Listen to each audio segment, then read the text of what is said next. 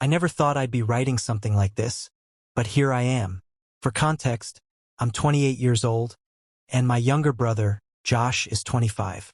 We've always been close, or at least I thought we were, until something happened recently that shook me to my core and made me question everything about our relationship. Growing up, I was always the protective older brother. I'd make sure Josh got home safe, I'd help him with homework, I'd even cover for him when he got into trouble with our parents. I thought that kind of bond was unbreakable, but maybe I was wrong. I've been dating my girlfriend, Claire, for 3 years now. She's kind, smart, funny, and honestly the best thing that's ever happened to me. We were even starting to talk about moving in together, which felt like the natural next step. But recently, I've noticed something off between her and Josh. First, I brushed it off. They'd laugh at inside jokes I didn't understand, or I'd see them texting late at night when I was sitting right next to Claire. She'd tell me it was just about memes, or something silly Josh sent. I didn't want to be that paranoid boyfriend, so I let it slide. But then one night, everything changed. Josh came over to hang out at my apartment. Claire was there too, and we were watching a movie. I went to grab snacks from the kitchen, and when I came back, I saw Josh's hand on Claire's knee. It wasn't just a casual touch, it lingered. And the worst part? Claire didn't move his hand away immediately. My stomach dropped. I pretended not to notice in the moment, but inside, I was boiling. Was I overreacting? Was I seeing things that weren't there? Or was this the start of something I didn't want to believe? That night, when Josh left, I asked Claire about it. She laughed it off, saying, "You're being dramatic, it was nothing." But I couldn't shake the image from my head. And then, just a few days later, I found something that made me question everything. When I tell you I couldn't sleep that night, I mean it. I lay awake staring at the ceiling, hearing Claire's laugh echoing in my head, the one she used when she told me I was being dramatic.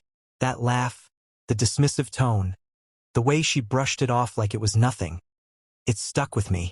I kept replaying the way Josh's hand lingered on her knee, the tiny flicker of hesitation before she moved it. I wanted to convince myself that I had imagined it, that maybe I was hypersensitive because I love her so much. But deep down, I knew what I saw. I wasn't blind. I wasn't crazy. The following day, I couldn't focus at work. Every time my phone buzzed, my heart jumped. Was it her? Was it him? Were they texting right now? I hated feeling paranoid. But when you've been with someone for 3 years and your own brother is acting too close for comfort, paranoia feels more like instinct. I went home that night and tried to act normal. Claire made dinner, and everything looked picture perfect. She kissed me on the cheek, smiled like she always does, and asked about my day. But the entire time I was looking for cracks in the facade. Was she avoiding eye contact? Did her phone light up with Josh's name when she thought I wasn't looking? At one point, she went to the bathroom, leaving her phone on the counter. My stomach twisted. Should I look? Was I that guy? The kind of boyfriend who snoops through his girlfriend's phone? I'd always told myself I'd never be that insecure. But the longer I stared at it, the more my chest tightened. Finally, I reached for it. I told myself I'd only check the notifications, not go digging through her messages. But as soon as I picked it up, it lit up with a new message. And of course, the name that popped up was Josh. My hands shook as I opened it. It wasn't anything explicitly damning, just a message that said, "Last night was fun, face with tears of joy, we should do it again sometime." My blood ran cold. Fun? Do what again?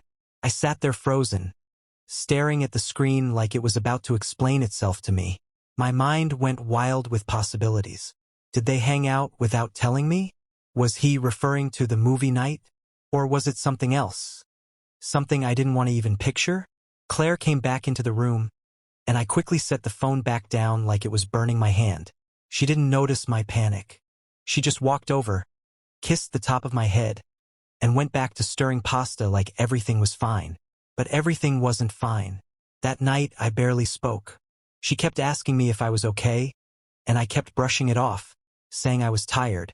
Inside, though, I was a storm. My chest felt heavy, my stomach churned, and I couldn't decide what hurt more. The thought of Claire betraying me, or the idea that my own brother could do this to me.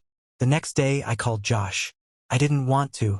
Part of me was terrified of what he might say, terrified of hearing confirmation that my gut was right.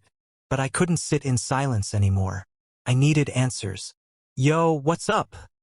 He answered casually, like he hadn't been keeping me up at night. I tried to sound normal, but my voice came out strained. Hey, I just wanted to ask you something. What did you mean when you texted Claire about last night being fun? There was a pause on the other end. A long one. Too long. Finally, he chuckled, but it wasn't his usual laugh. It was nervous. Dude, relax. I was just talking about the movie night. Chill out. My jaw clenched. So why didn't you just say, the movie? Why last night was fun? Let's do it again. Another pause. He exhaled sharply. You're reading way too much into this. Seriously. Don't be paranoid. The way he said paranoid lit me on fire. Because that's exactly what Claire said when I brought it up to her. And now Josh was using the same word. Coincidence? Or did they already talk about covering their tracks? I wanted to scream at him. I wanted to demand the truth. But instead, I swallowed it down because deep down, I already knew I wasn't going to get honesty from either of them if I confronted them head-on. They just keep deflecting, gaslighting me, making me feel like I was imagining things. So I decided on something else. If they weren't going to tell me the truth, I'd find it myself. That night, I barely spoke to Claire again. I pretended everything was fine, but in my head, I was building a plan. I started looking up ways to check messages, thought about putting an app on her phone, even considered asking a buddy of mine who works in IT to help me recover deleted texts. I hated myself for it. I hated that my relationship and my bond with my brother had come to this. But what choice did I have? And then, a few nights later, the truth began to unravel right in front of me. Josh showed up at my place unannounced, which wasn't unusual.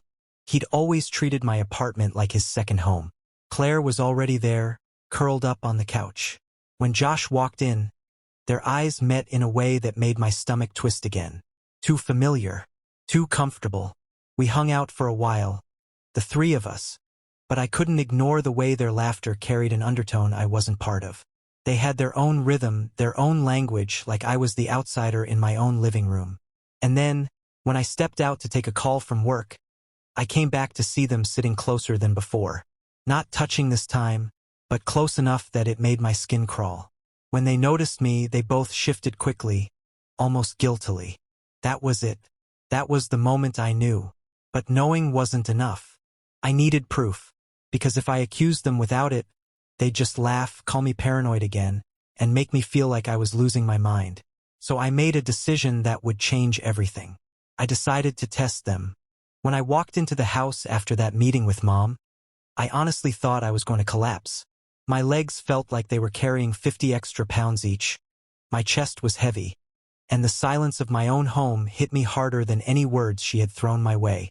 I dropped my bag by the door and just stood there, staring into the living room. The couch, the coffee table, even the damn TV remote. They all looked the same, but everything inside me was screaming that nothing would ever be the same again. It's funny how betrayal makes you notice details you never cared about before. Like the little picture frames lined up on the shelf, our so-called family memories. Graduation photo, vacation, birthday party. For years, I'd believed those smiles were real. But now, every photo felt like a staged play, one where my role was the clueless son. I sat down on the couch and buried my face in my hands. I couldn't stop replaying Mom's words in my head. You always looked at me like I was the villain. Maybe I had. Maybe I'd seen through her before I even knew the truth. But then she flipped it around on me, calling me the selfish one, the ungrateful one. Was I? Or was that just another manipulation tactic? A way to push her guilt onto my shoulders so she wouldn't have to carry it alone? My phone buzzed on the coffee table. For a second, I thought it might be Dad. A small, stupid, desperate part of me wanted him to say something, anything, that would make this mess less unbearable. But it wasn't him. It was my cousin Jenna. Hey, I heard about the blow-up. You okay? Her text read. My first instinct was to ignore it. Talking meant admitting it all over again, ripping open the wound I was barely holding shut. But I also couldn't sit there alone drowning in my thoughts. So I typed back, Not really. Can I call? She picked up almost immediately. Her voice was soft, hesitant. I can't believe she said those things to you. Are you okay? That question, the one everyone asks but no one really wants the answer to, nearly broke me. I swallowed hard. No. I don't think I'll ever be okay again. We talked for hours. Jenna was the only person who had always felt like a safe harbor in my storm of a family. She didn't try to excuse Mom's behavior. She didn't try to force silver linings. She just let me unload. Every doubt, every bit of anger, every ugly thought about what Mom had done and how she had ripped apart my sense of who I was. At one point, Jenna asked something that stopped me cold. Do you think you'll ever forgive her? I sat in silence, staring at the ceiling. Forgive? The word felt like acid on my tongue. I don't think I can, I finally said. Not now. Maybe not ever. She lied to me my whole life. And then when I finally found out, she made it about her. Forgiveness feels like giving her permission to keep walking all over me. Jenna sighed. I get it. But forgiveness doesn't mean you have to let her back in. Sometimes it's just letting yourself breathe without carrying her choices on your back. Her words sank into me like stones. I didn't respond right away, but I couldn't shake them, because that's what I'd been doing, carrying it all. The betrayal, the guilt, the anger, the confusion. It was eating me alive. That night I couldn't sleep. I kept pacing the house, hearing Mom's voice in my head, her accusations, her tears. At around 3 a.m., I finally broke. I grabbed my car keys and drove. No destination, no plan, just miles of empty road lit by headlights. It felt like I was trying to outrun the truth, as if putting distance between me and the house could somehow put distance between me and the pain. I ended up at the pier near the lake. The air was cold, sharp, the kind of cold that makes your lungs ache when you breathe too deep. I sat at the edge of the dock, staring at the black water. It was so still, so endless. It felt like it could swallow every thought I was drowning in. And there, in that darkness, the ugliest thought crept into my mind. What if I just let it? The idea scared me, but it also comforted me.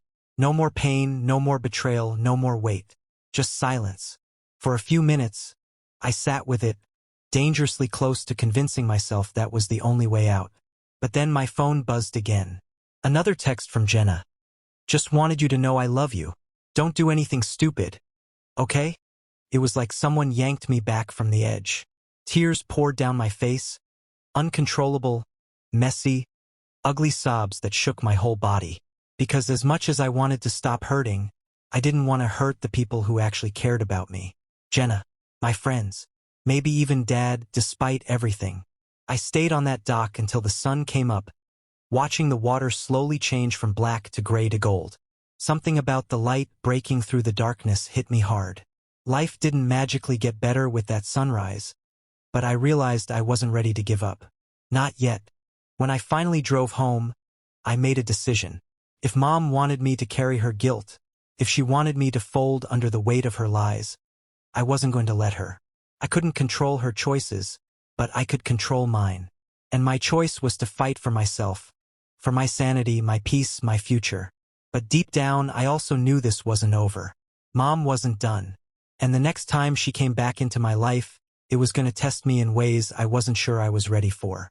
The night after I kicked Daniel out of the apartment was one of the longest nights of my life. I couldn't sleep.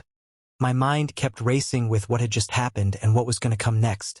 Part of me felt liberated, like I'd finally taken control back after months of being gaslit and manipulated. But another part of me felt terrified. Terrified of what he might do, terrified of being alone, terrified of whether I had just made the biggest mistake of my life. I laid in bed, staring at the ceiling, going over every memory of our relationship. How did it go from something so promising, so sweet, to something so toxic and destructive? I remembered our first date, him bringing me flowers, opening the car door, laughing with me all night like we had known each other forever. He made me feel special, chosen, like no one else ever had. But then, slowly, piece by piece, that version of him disappeared, replaced with the controlling, critical, cold man who stood in my living room yelling at me about his mother's opinions. Around 3 a.m., I finally fell asleep. When I woke up, My phone had 10 missed calls and 4 long texts from Daniel. They ranged from begging, "Please, I'll change, I promise, just don't throw us away," to guilt-tripping, "You ruined my life, how could you?" to threats, "You'll regret doing this to me, mark my words." That's when I knew I had to cut all contact. I blocked his number, deleted his texts, and sent an email telling him he had 24 hours to pick up the rest of his things, or I'd leave them outside. I wasn't going to let myself be drawn back in. The next few days were a blur.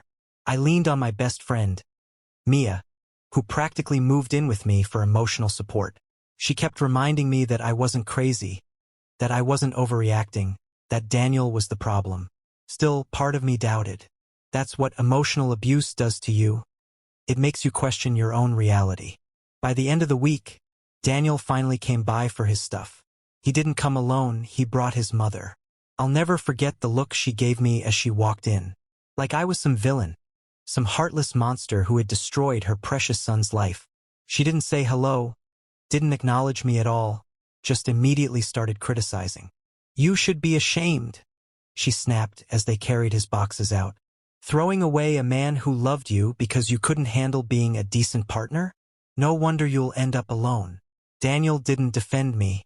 He just kept his head down, silent, as if he agreed with her but didn't have the guts to say it to my face. When they finally left, my apartment felt empty, but also peaceful, in a way it hadn't for months. For the first time, I didn't feel like I was walking on eggshells in my own home. I could breathe. I cried that night, but they were tears of release, not regret. Weeks passed. Slowly, I started to feel like myself again. I went back to hobbies I had abandoned, painting, going for long walks, journaling. I reconnected with friends I hadn't seen because Daniel didn't like them. Life started to feel normal again. Then one day, I got an email from Daniel. It was long, dramatic, and full of manipulative language. He wrote about how miserable he was, how no one would ever love me like he did, how he had done everything for me and I had betrayed him. At the end, he asked if I could meet him just one last time for closure. For a moment, I almost considered it. That's the dangerous part. Emotional manipulation digs hooks into you that are hard to pull out. But then I remembered part 5 of this story, the final decision I would have to make. Was I going to go back, just to ease my guilt and risk getting pulled back into the cycle? Or was I going to stand firm, protect myself, and finally break free once and for all? When the dust settled, the months that followed were less about fighting and more about rebuilding.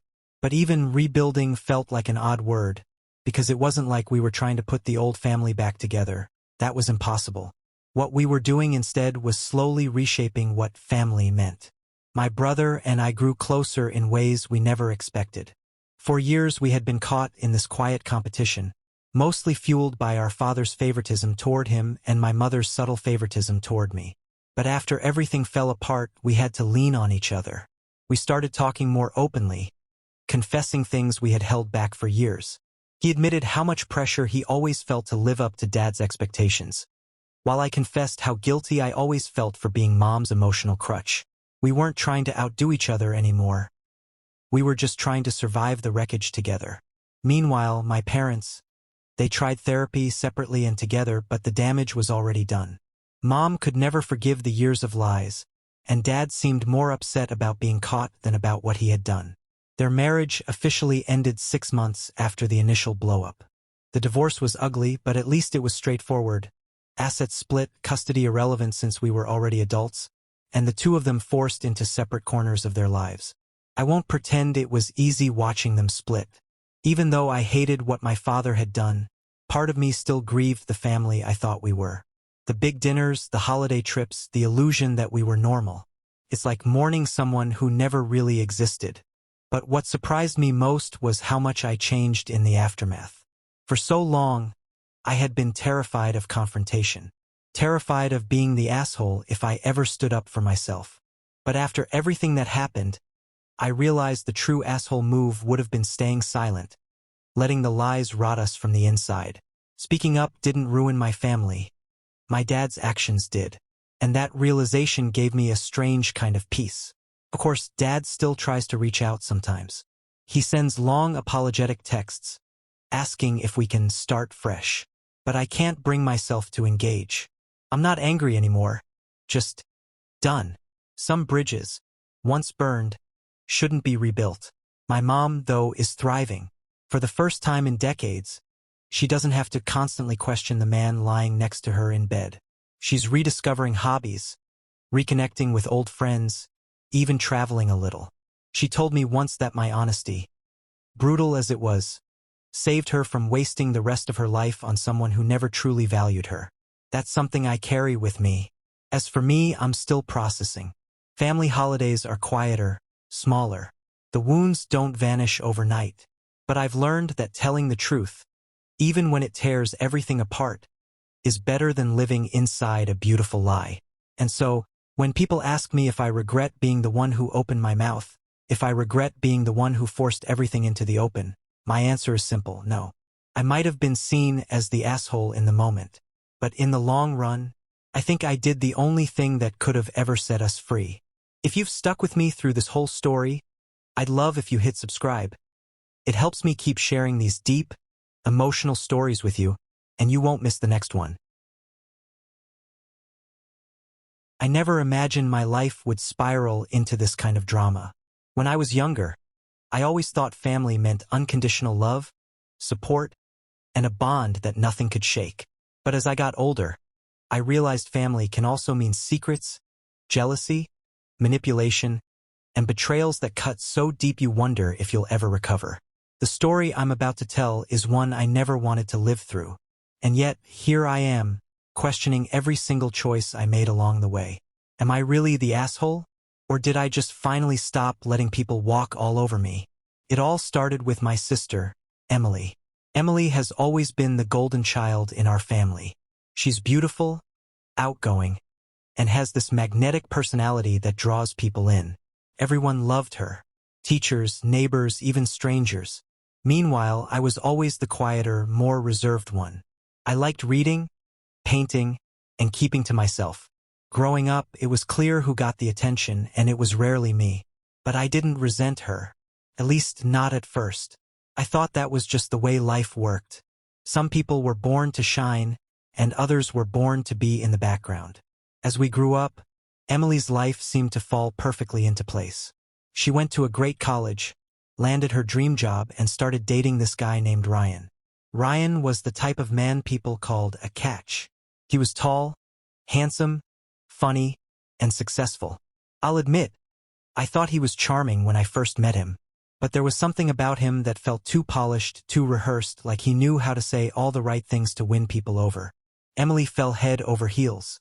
Within a year, they were engaged. And that's when my nightmare began. When Emily announced the engagement, my parents were overjoyed.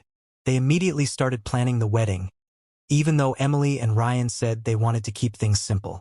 My mom went into overdrive, booking venues, hiring a planner, and obsessing over every detail. Emily seemed happy, though, so I stayed out of it. But then, Ryan started showing his true colors. Started small. Little comments he'd make when Emily wasn't around. Things like, you know, you'd be so much prettier if you smiled more. Or, it's a shame you don't dress up like Emily does. I brushed them off at first, thinking maybe I was imagining it. But as time went on, the comments got worse. One night, after a family dinner, Ryan cornered me in the kitchen while Emily was outside saying goodbye to our parents. He leaned in close and said, "You know, if I had met you first, things might have been different." I froze. My heart pounded in my chest, and I didn't know what to say. I just laughed nervously and walked away. But that moment stuck with me. Over the next few months, Ryan kept pushing boundaries. He'd text me little jokes late at night, things that felt flirty but always had enough ambiguity that I couldn't call him out directly. If I ignored him, he'd act like nothing happened the next time I saw him. I tried telling Emily once, but she brushed it off. "That's just how Ryan jokes," she said. "Don't take it so seriously." So I kept quiet. Until the night of her bachelorette party. We went out to a club, just me, Emily, and a few of her friends. Everyone was drinking and dancing, having a great time. At one point, I stepped outside for some air, and that's when I got a text from Ryan. "Wish I was there with you instead of her." My stomach dropped. I stared at the screen, my hands shaking. This wasn't a joke anymore. This was a line he wasn't even trying to hide. I didn't respond. Couldn't. I just went back inside and tried to act normal. But the seed was planted, and I couldn't get it out of my head. The weeks leading up to the wedding were torture. Every time I saw Ryan, I felt sick. I wanted to scream at him, to tell Emily everything, but I also knew how much she loved him. She was glowing with excitement, talking about how she couldn't wait to start her new life with him. And I kept thinking, what if I ruin everything? What if she hates me for it? Then came the rehearsal dinner. That night, Ryan drank a little too much. At one point, he leaned over and whispered in my ear, "You're making a mistake letting me go." I snapped. I stood up, my chair scraping loudly against the floor, and I told him to stop. The entire table went silent. My mom looked horrified, my dad looked confused, and Emily looked betrayed. "Stop what?" Emily asked. Ryan just smirked and shrugged. "She's been acting weird around me for months. I don't know what her problem is." And that's when I broke. I told Emily everything. Every comment, every text, every disgusting thing he'd said to me. I laid it all out in front of everyone. My voice was shaking, but I didn't hold back. When I was done, the room was dead silent. Emily's face was pale, her eyes wide. And then she turned to me and said, "You're lying." I felt like I'd been punched in the stomach. Ryan immediately went into damage control, putting his arm around her and saying I must be jealous, that I'd always resented her, that I wanted to ruin her happiness. And the worst part? She believed him. The next day, I wasn't invited to the wedding. My parents begged me to apologize just to keep the peace. But I refused. I knew what I said was true, and I couldn't bring myself to lie just to make Emily happy. So while my sister walked down the aisle, I sat alone in my apartment, wondering if I had just destroyed my family forever. The first few days after the blowout at my parents' house were some of the loneliest and most disorienting days of my life. I remember sitting in my apartment, staring at my phone, debating whether to call my mom, my dad, or even Emily, just to hear some kind of familiar voice. But then I'd remember how they all looked at me that night, like I was some sort of villain in my own family's story, and the phone would stay locked on the table. I buried myself in work. My office job wasn't glamorous. I worked as a project coordinator in a mid-sized logistics company, but the sheer amount of things to do kept my brain occupied. I'd come in early, volunteer to take on tasks that weren't mine, and stay late until the cleaning crew walked through the halls. Anything to avoid going home to the silence. But silence has a way of following you, even into crowded rooms. I catch myself drifting off during meetings, replaying that night over and over in my head like a movie stuck on loop. My dad's disappointment, my mom's silence, Emily's smirk, and Mark's face when I finally snapped and called him a coward for standing by while Emily manipulated the whole situation. What hurt most was how fast the story seemed to spread among relatives. Within a week, I got a text from my cousin Jenna asking what was really going on between me and Emily. She tried to play it off casual, like she was just checking in, but I could hear the judgment in her words. Somehow, Emily had managed to spin the whole narrative to extended family too, painting herself as the victim of my supposed cruelty. I wanted to scream. I wanted to drive to every cousin, uncle, and aunt's house and tell them my side face to face. But instead, I swallowed it. I told Jenna it was just a family misunderstanding, and that I didn't feel like talking about it. Because the truth was, I didn't even know if my side mattered anymore. If your own parents don't believe you, why would anyone else? Still, the bitterness kept boiling. One night, 2 weeks after the fight, I finally broke down and called my mom. The conversation was short, clipped. "Mom," I said, voice trembling, "do you really believe I'm the problem here? Do you really think I was out of line?" There was a pause, long enough that I thought she might hang up. Then she said, "Honey, I just want peace in this family. Sometimes you escalate things. You have a temper." Temper. That's what she called it. Not righteous anger, not justified frustration. Just a temper. Like I was some petulant child throwing tantrums while Emily and Mark were innocent bystanders. I almost laughed, but it came out bitter. So Emily manipulates everyone. Dad refuses to see it. And I'm the one with the temper? Got it. Honey, please, she whispered, like I was the one making her life hard. Can't you just let some things go? And there it was, the family motto, practically engraved into our DNA. Let it go. Don't stir the pot. Don't confront. Keep peace at all costs, even if that peace means one person bleeds so everyone else can smile. I hung up shortly after, feeling like I had just been asked to erase myself for the sake of keeping Emily comfortable. And I realized, sitting in the dark with my phone in my lap, that my mom wasn't going to defend me. She wasn't going to take my side. She was too invested in maintaining the illusion of harmony, even if it destroyed me in the process. But here's the thing, when people back you into a corner, you start seeing escape routes you never considered before. I started thinking about all the moments Emily had gotten away with her behavior over the years. The subtle digs at family dinners. The times she'd borrow things from me and forget to return them.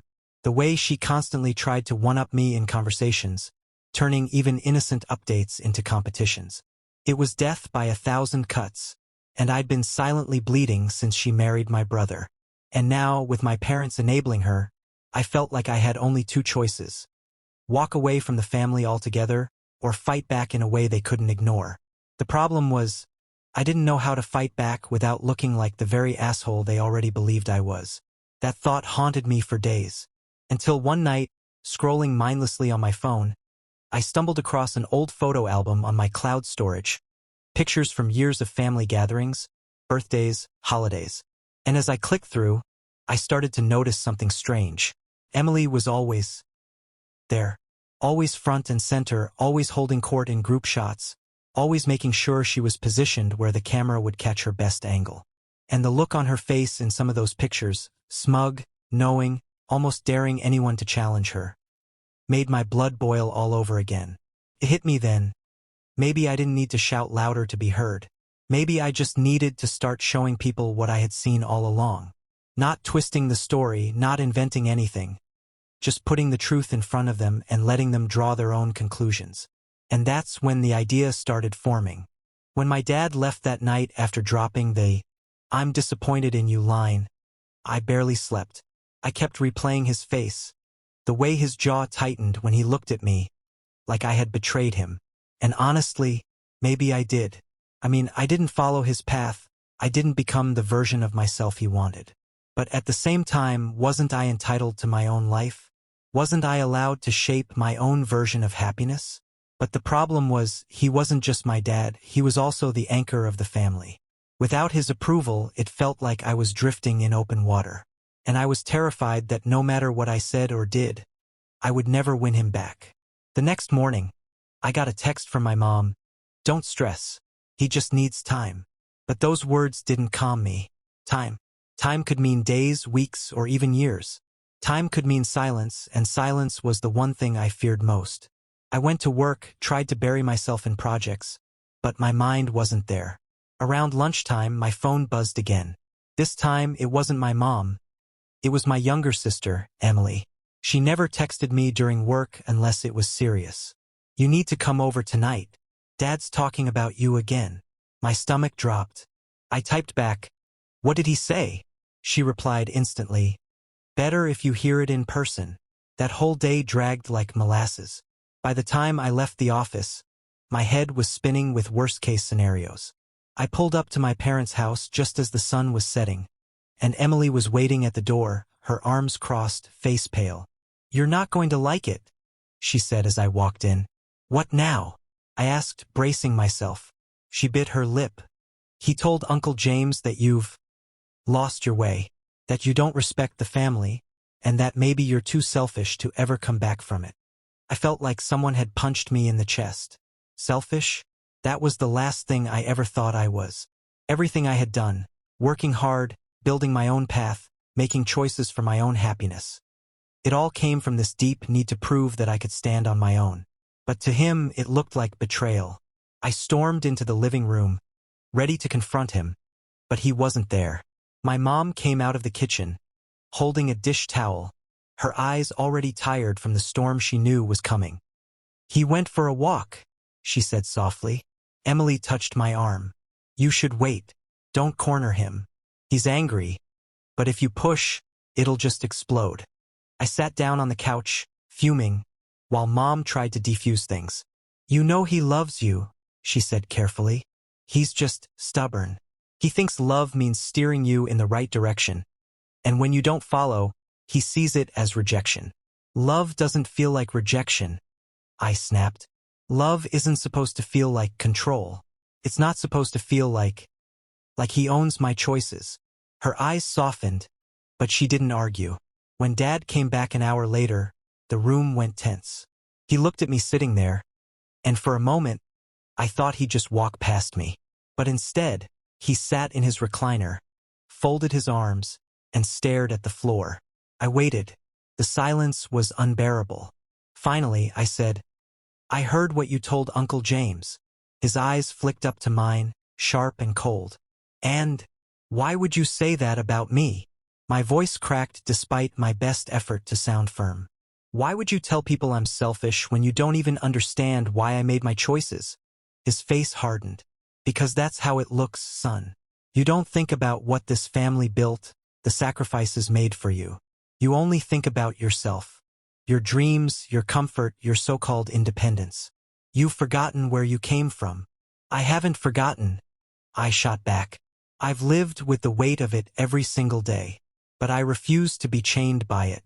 That doesn't make me selfish. It makes me human. It makes me me. We locked eyes, and for a second, I thought maybe he saw me. But then he shook his head slowly, like I was speaking another language.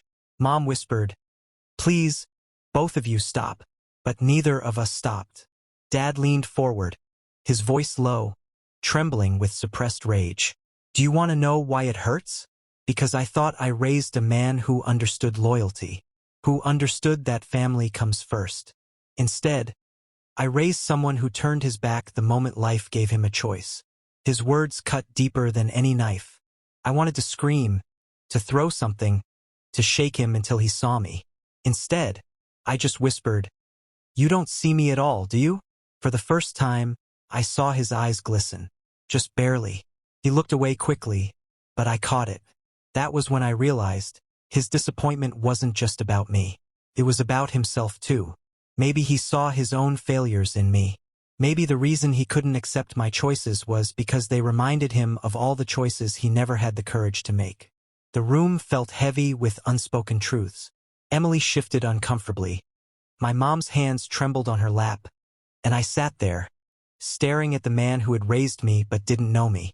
And then he said something that shattered me even more than before.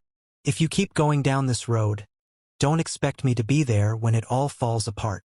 That was it. That was the line. The ultimatum I never thought my own father would throw at me.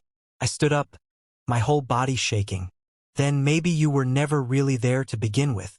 The silence that followed was deafening.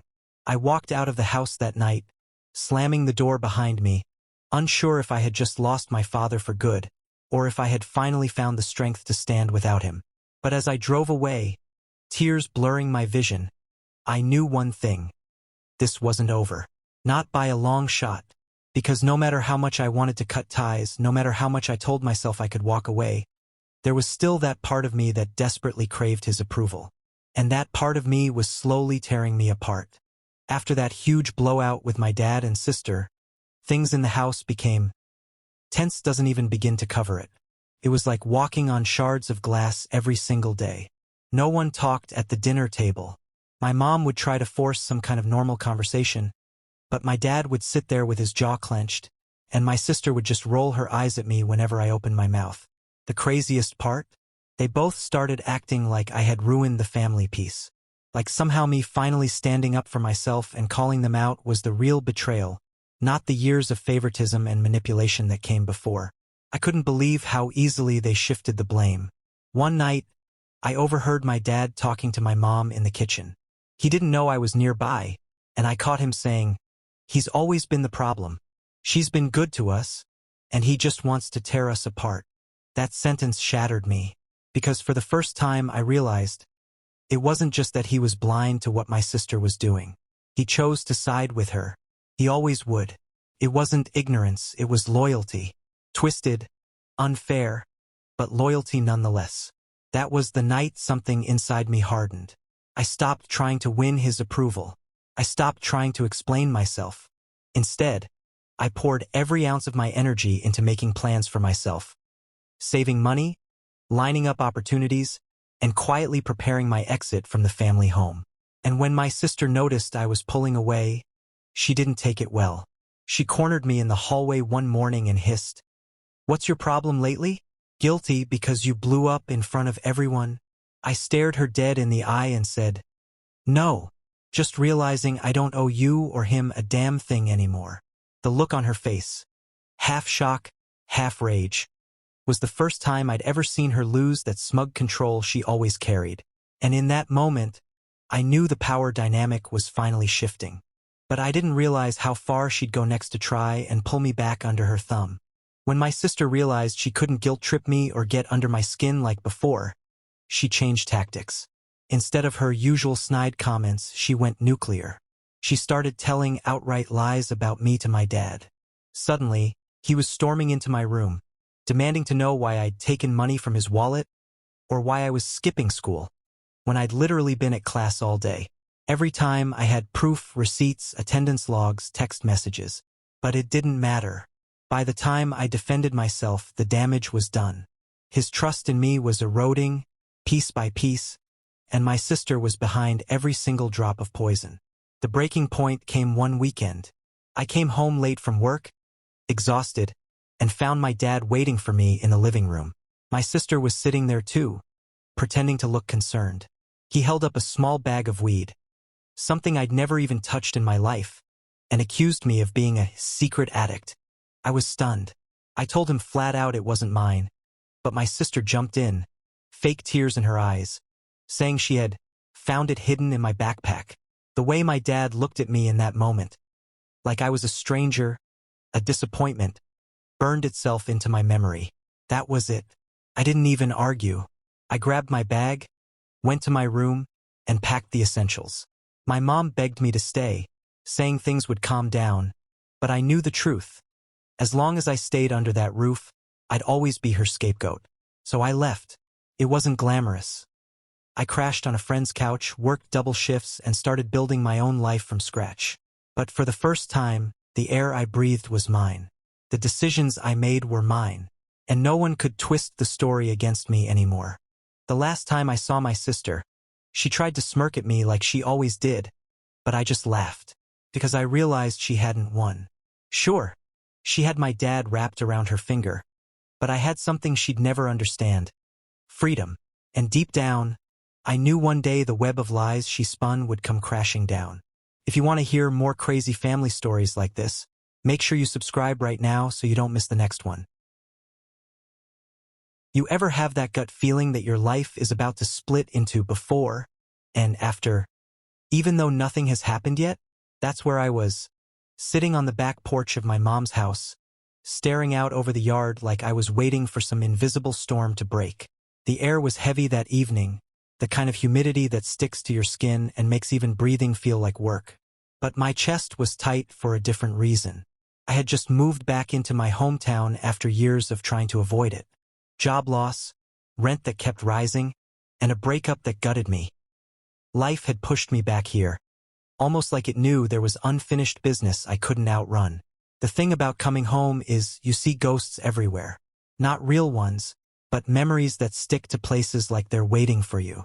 The basketball hoop in the driveway still leans sideways from when my best friend and I slammed into it during a game.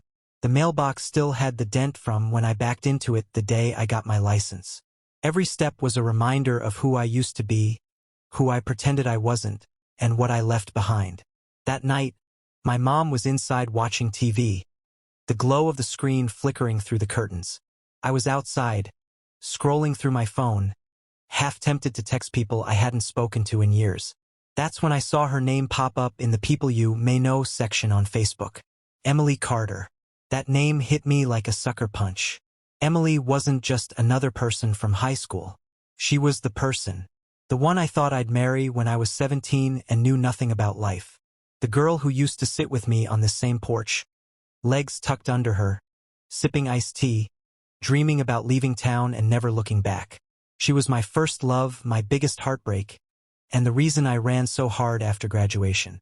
And now, 10 years later, her profile picture was staring back at me. Same eyes, same smile. Only sharper now, more grown, like she had weathered storms of her own. My thumb hovered over the add friend button, my heart hammering like I was about to do something reckless. I didn't click it, not that night. Instead, I sat there, replaying everything that had happened between us. The last time we spoke, we were both screaming. I had gotten into a fight with her brother. Stupid teenage testosterone, some misunderstanding at a party, and she told me I was reckless, immature, destined to ruin everything. I told her she was controlling, that she wanted me to be someone I wasn't. The truth was, I was terrified of how much I loved her, and instead of saying that, I burned it all down. She left for college. I left for a job across the state, and just like that, 10 years disappeared. But seeing her name again cracked something open in me, and I knew this wasn't just nostalgia. Something was pulling me back toward her, even though I didn't understand why. The next day, I couldn't get her out of my head. I asked around subtly at first. My mom mentioned that Emily had come back to town a couple years ago after her dad passed. She was living in her parents' old house, not too far from mine. That bit of news hit harder than I expected. We were practically neighbors again. I should have left it alone. I knew that, but fate doesn't whisper, it shouts. 2 nights later, I went to the grocery store, and that's when it happened. I turned down the produce aisle, and there she was. Emily Carter, standing under the harsh fluorescent lights, looking at avocados with that same concentrated little frown she used to get when she was solving math problems. For a second, I couldn't move. My brain short-circuited, flipping between go say hi and run before she sees you. But she looked up, and those green eyes locked onto mine. Her expression flickered. Surprise, recognition, something else, hesitation? Then she smiled. Small, careful, but it was enough to send every buried memory flooding back. "Hey," she said, like it hadn't been a decade. "Hey," I echoed, my voice rougher than I wanted. We stood there, 2 people pretending like we weren't standing on top of a fault line. Shoppers passed by, carts squeaking, but the air between us felt frozen, suspended in time. Finally, she broke the silence. "So, you're back?" "Yeah," I nodded. "For a while. Things didn't really work out where I was." She tilted her head, studying me. I wondered what she saw. The guy who had broken her heart? Or just another washed-up adult trying to start over? "Well," she said softly, "welcome home." You should have ended there. Just polite words in a grocery store. But when she reached past me to grab a bag of apples, her hand brushed mine, and suddenly I knew. This wasn't over. Not by a long shot. When I got back to my apartment that night, I just collapsed on my couch. My head was pounding, my chest felt tight, and I couldn't shake the image of my dad's face when I told him I wasn't coming home. It wasn't just disappointment. It was this deep, heavy sadness, like I'd confirmed every fear he had about me drifting away from the family. I sat there in the dark for a long time, my phone buzzing every now and then. Some texts from friends, one from a coworker, even a stupid automated notification about a bill. But none from my dad. That silence was louder than anything else. The next morning, I forced myself to show up at work. On the surface, everything looked normal. I made small talk with my boss, cracked a joke with one of the interns, kept myself busy with meetings and emails. But underneath, it felt like I was walking around with this invisible weight on my shoulders. My coworkers probably thought I was just tired, but I knew it was guilt. That night, my sister called me. She has always been the mediator in our family, the one who tries to smooth things over when my dad and I butt heads. "Why didn't you come?" she asked, her voice calm but carrying this edge of hurt. I tried to explain. My deadlines, the pressure, the fact that if I slipped even a little at work, I could lose everything I've been working toward. She listened quietly, then said, "You know Dad won't be around forever, right? He doesn't say it, but he was crushed when you didn't show." Her words stuck in my chest like glass. She wasn't accusing me, but it cut deeper because she was right. I couldn't ignore the truth of it. Over the next few days, the distance between me and my family grew even wider. I kept avoiding calls, burying myself in work, convincing myself it was for the best. But I couldn't shake the feeling that I was becoming exactly the kind of person I'd promised myself I'd never be.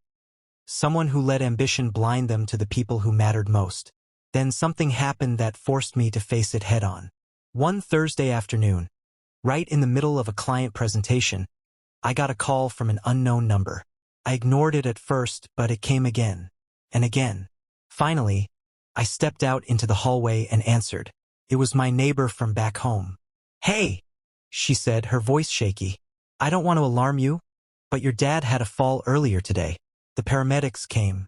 He's at the hospital now." My heart sank. Suddenly, nothing about work seemed important. I grabbed my bag, made some excuse to my boss, and left immediately. On the drive home, my mind was racing with guilt, fear, and regret. What if the last real conversation my dad remembered with me was me refusing to show up for him? When I finally got to the hospital, I saw my sister sitting outside his room. She looked exhausted, like she'd been crying. I rushed over, asking a million questions, but she just held up her hand. "He's okay," she said softly. "They said it wasn't a major injury. He just slipped and hit his head." "But," she paused, taking a shaky breath, "the doctor mentioned his health isn't great. He's been hiding things from us." That hit me like a brick. My dad, the man who never complained, who worked through pain, who always carried the family, had been quietly suffering, and I hadn't even noticed. I walked into his room and saw him lying there, looking smaller than I remembered. His eyes lit up when he saw me, but there was something fragile in the way he smiled. For the first time in years, I didn't know what to say. I remember the exact moment I realized this wasn't just some petty grudge my brother was nursing. It was a full-blown mission to break me down piece by piece. A week after that disastrous family dinner, I got an invitation in the mail. At first glance, it looked harmless, almost boring. A standard cream-colored envelope, my name neatly written on the front in calligraphy. No return address. I thought maybe it was from work, like one of those formal client invites to a corporate dinner or a networking event. But when I opened it, my stomach dropped. It was a family brunch, organized by none other than my brother's wife, Kate. Now, to be clear, Kate and I had never really gotten along. She always had this smug, holier-than-thou attitude, and she treated me like I was a kid crashing a dinner party. Even when I tried being polite, she would give me this little smirk that said, "You'll never be good enough." So seeing her name on the invite, my gut told me something was off. Still, I knew better than to ignore it. If I didn't show up, I'd look like the problem child again. My mom would give me that disappointed sigh. My dad would frown and ask why I couldn't just be civil. And my brother would milk it for weeks about how I didn't care about the family. So I told myself, suck it up, put on a smile, and get through it. The brunch was held at this fancy little country club near my parents' house. When I walked in, I felt out of place immediately. Everyone was dressed like they'd stepped out of a catalog. Bright sundresses, pressed slacks, pastel shirts. I showed up in jeans and a button-down because, well, I wasn't trying to impress anyone. The second I walked through those double doors, I could feel all eyes flick toward me. My brother spotted me first. He walked over, glass of champagne in hand, with that same practiced grin he always wore when he wanted to look charming. "Glad you made it," he said, clapping me on the shoulder just a little too hard. "We weren't sure you'd actually show up." That jab wasn't lost on me, but I bit my tongue.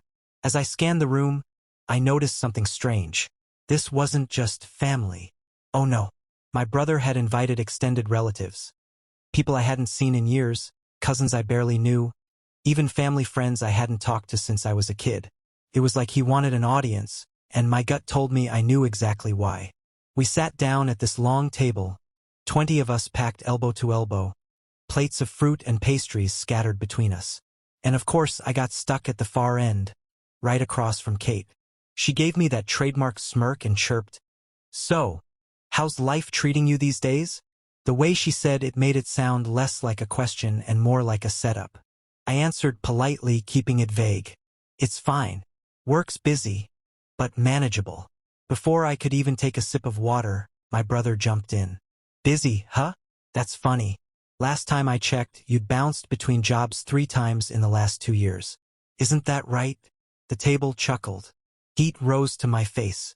I was finding the right fit, I said calmly. Plenty of people switch jobs until they land where they want to be. But he wasn't finished. He leaned forward, voice just loud enough to carry across the table. Or maybe it's because you can't handle commitment. That's kind of your thing, isn't it? The laughter got louder this time. Even my cousin snorted into her mimosa. I clenched my fists under the table. This wasn't casual teasing anymore, this was an ambush. He had planned this, and the more I tried to brush it off, the more ammunition he pulled out. Remember when you borrowed money from Mom and Dad to get back on your feet? He said, making air quotes. What was that 3 years ago? 4? Still haven't paid it back. Right? That wasn't even true, I had paid it back. In full. But before I could correct him, Kate chimed in. Oh, I didn't know about that. How much was it? He smirked. Enough. Let's just say he's not exactly financially responsible. I swear. The whole table went silent for a beat before exploding into fake, polite laughter. My mom gave me this little frown like she wanted to say something but didn't want to cause a scene. My dad just stared at his plate. That was the worst part. The silence. Their silence. Because silence meant agreement. Silence meant they were letting him paint this version of me. Lazy, irresponsible, pathetic, and they weren't going to stop him. By the time the food arrived, I had completely lost my appetite. I sat there pushing eggs around my plate, listening to my brother spin story after story, twisting the truth just enough to make me look like the family disaster. He brought up failed relationships, awkward mistakes I'd made years ago, even stupid childhood stuff that had no business being mentioned in front of a room full of people. And every time the laughter rose around that table, I could feel something inside me breaking. By the end of the brunch, I didn't even say goodbye. I just got up, walked out, and drove straight home. That night, lying in bed, I kept replaying every word in my head. The smirks, the laughter, the silence of the people who were supposed to have my back. And that's when it hit me. My brother wasn't just attacking me. He was rewriting who I was in the eyes of everyone else. He wanted to destroy my reputation not just in the family, but in the entire orbit of people connected to us. And he was succeeding. But here's the thing. That night, for the first time in years, I didn't just feel broken. I felt angry. Angry enough to fight back.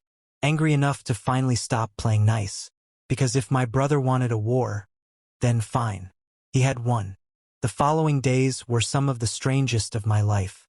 I moved into a small apartment not far from my mom's house. It wasn't glamorous. Just a 1-bedroom with peeling paint and a perpetually dripping faucet in the kitchen. But it was mine. After years of living in the shadow of a relationship that demanded every ounce of my energy, the silence of that place felt almost liberating. Almost. Because as much as I wanted to breathe freely, guilt hung over me like thick smoke. Every phone call from my sister started with, "Have you heard from Dad?" And when I said no, she'd sigh, her voice caught between anger and pity. "Mom's still devastated. You know she won't forgive you for how things went down." But how could I make her see that forgiveness wasn't what I was chasing anymore? That for once in my life, I was trying to stand on my own 2 feet without begging for scraps of approval? One night, after my shift at the diner, I came home to find an envelope slipped under my apartment door. My first thought was rent overdue, but when I picked it up, I recognized the handwriting instantly. It was Dad's. Inside was a single piece of lined paper. The words were shaky, uneven, but clear. "I know you hate me right now. I know you probably should. But I never stopped loving you, even when I wasn't there the way I should have been. Please don't shut me out forever. Call me Dad." I must have read it 10 times, my chest tight with emotions I didn't want to feel. Rage, sadness, longing. All of it tangled together like a knot I couldn't pull apart. For a few minutes, I seriously considered tearing the letter in half and throwing it in the trash. But I didn't. Instead, I folded it carefully and placed it inside the drawer next to my bed. Days turned into weeks. The tension at my mom's house boiled hotter with each one. My sister told me she'd overheard Mom crying late at night, muttering about how I'd abandoned the family. Yet when I tried to visit, I was met with silence or passive-aggressive remarks. The worst came one Sunday afternoon. I'd stopped by to drop off groceries because I knew Mom wouldn't accept cash. When I walked in, she was sitting at the table with my uncle, her brother, both of them sipping coffee. She didn't even look at me when she said, "I hope you're happy. Running off like that, living on your own while I'm left picking up the pieces. Your father ruined me, and now you're just like him." The words hit harder than a punch. My uncle glanced between us, uncomfortable, but said nothing. My voice cracked as I tried to defend myself. "I'm not like him, Mom. I'm trying to break the cycle." But she slammed her mug down so hard coffee sloshed onto the table. No. "You broke this family. You chose him over me." I walked out before my emotions got the better of me, but my hands were shaking the whole drive home.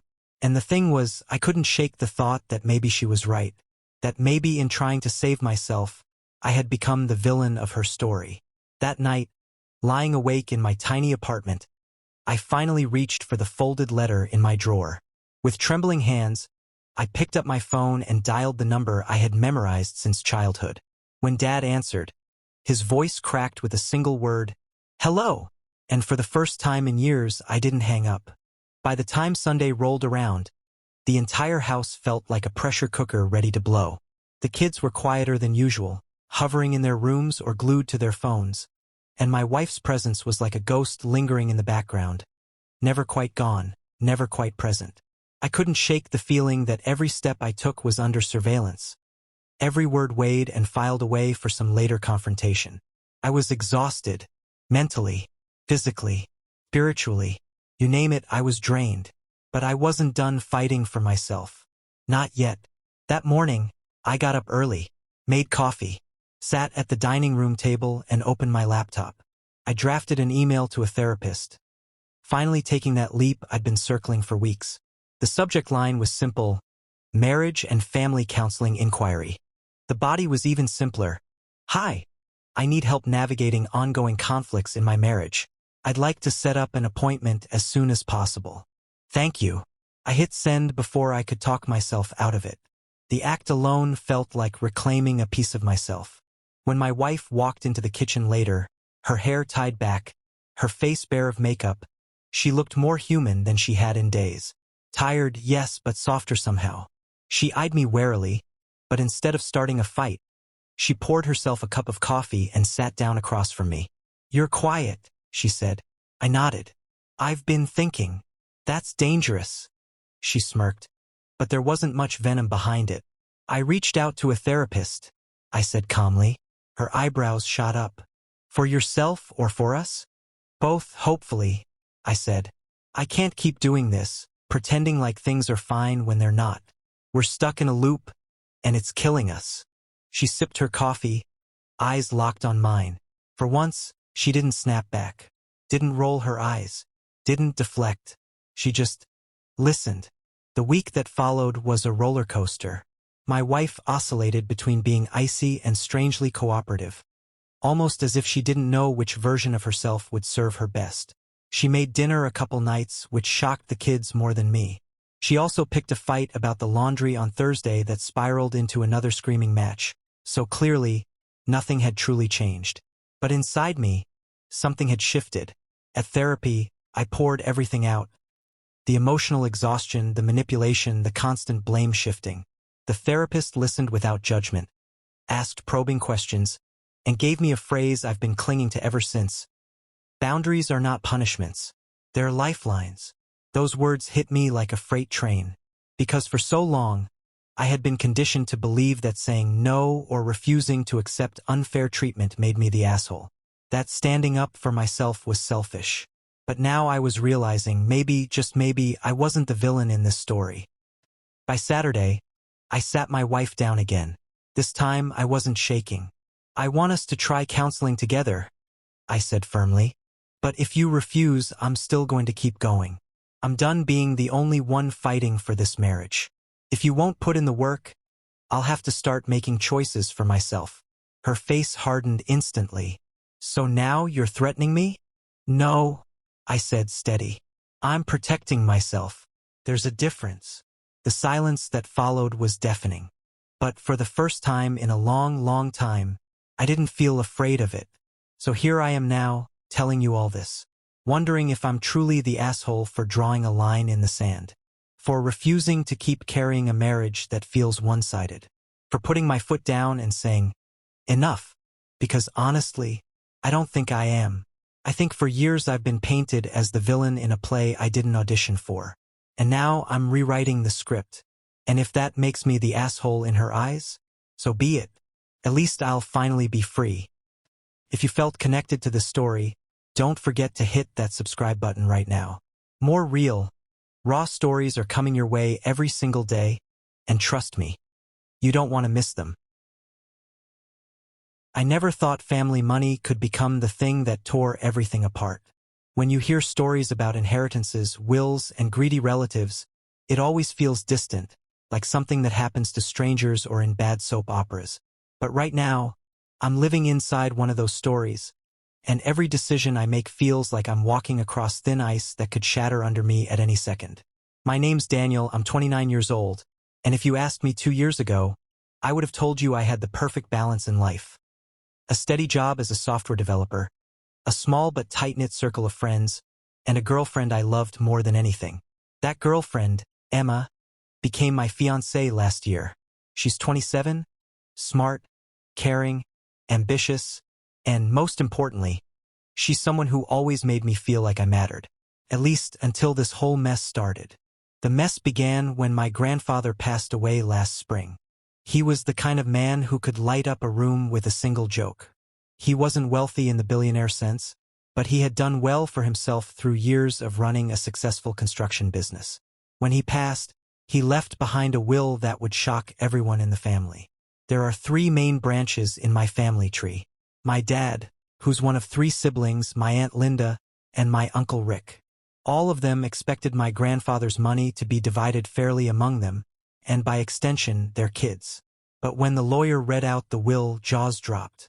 Grandpa had left the majority of his estate, over $2 million, to me. Not my dad, not my aunt, not my uncle, me. You could have heard a pin drop in that lawyer's office.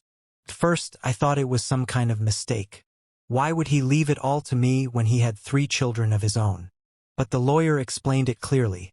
My grandfather had added an amendment to his will after watching my dedication when I cared for him in his last years. I was the one who visited him regularly, drove him to doctor's appointments, and stayed late at his house to help with groceries, bills, and anything else. Meanwhile, my dad, aunt, and uncle rarely came around. They'd make excuses, saying they were too busy. But deep down, I knew Grandpa noticed who was really there for him. So legally, the money was mine. But family doesn't care about legally. Almost immediately, the guilt-tripping started. My dad told me I should do the right thing and divide the money equally among him and his siblings, since it was never meant for just one person. My Aunt Linda called me crying, saying she needed part of the inheritance for her daughter's college tuition.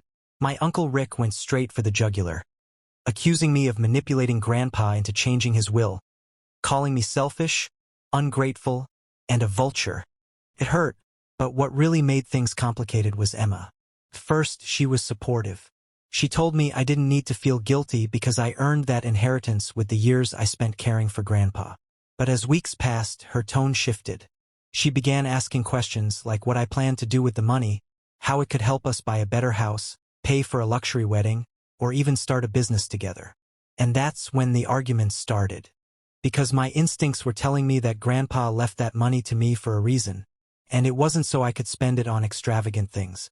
He wanted me to build a life where I wouldn't struggle the way he did in his early years. But Emma wanted us to use the inheritance right away to upgrade our future, as she put it. The more we talked about it, the more I realized we had very different visions. I wanted to save most of it, invest it carefully, maybe put some aside for our future kids. She wanted to spend it now, to create a lifestyle she dreamed of but never had. And then the ultimatum came. It was a Saturday night. We'd just gotten back from a dinner with friends, and she was unusually quiet the whole drive home. When we walked into our apartment, she finally turned to me with this sharp look in her eyes and said, "Daniel, I need you to understand something." If you don't use part of that inheritance to secure our future, then I don't see how I can marry you. Felt like she'd punched me in the gut. The woman I loved was giving me a choice between her and my grandfather's final wishes. And that's where this story really begins, because from that moment, every decision I made only seemed to dig the hole deeper. The next morning, I woke up earlier than usual.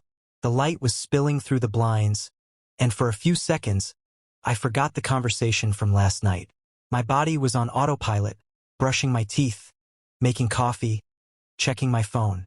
But the moment I walked into the kitchen and saw the mug he'd left on the counter, it all came rushing back. He was still sleeping, which wasn't unusual.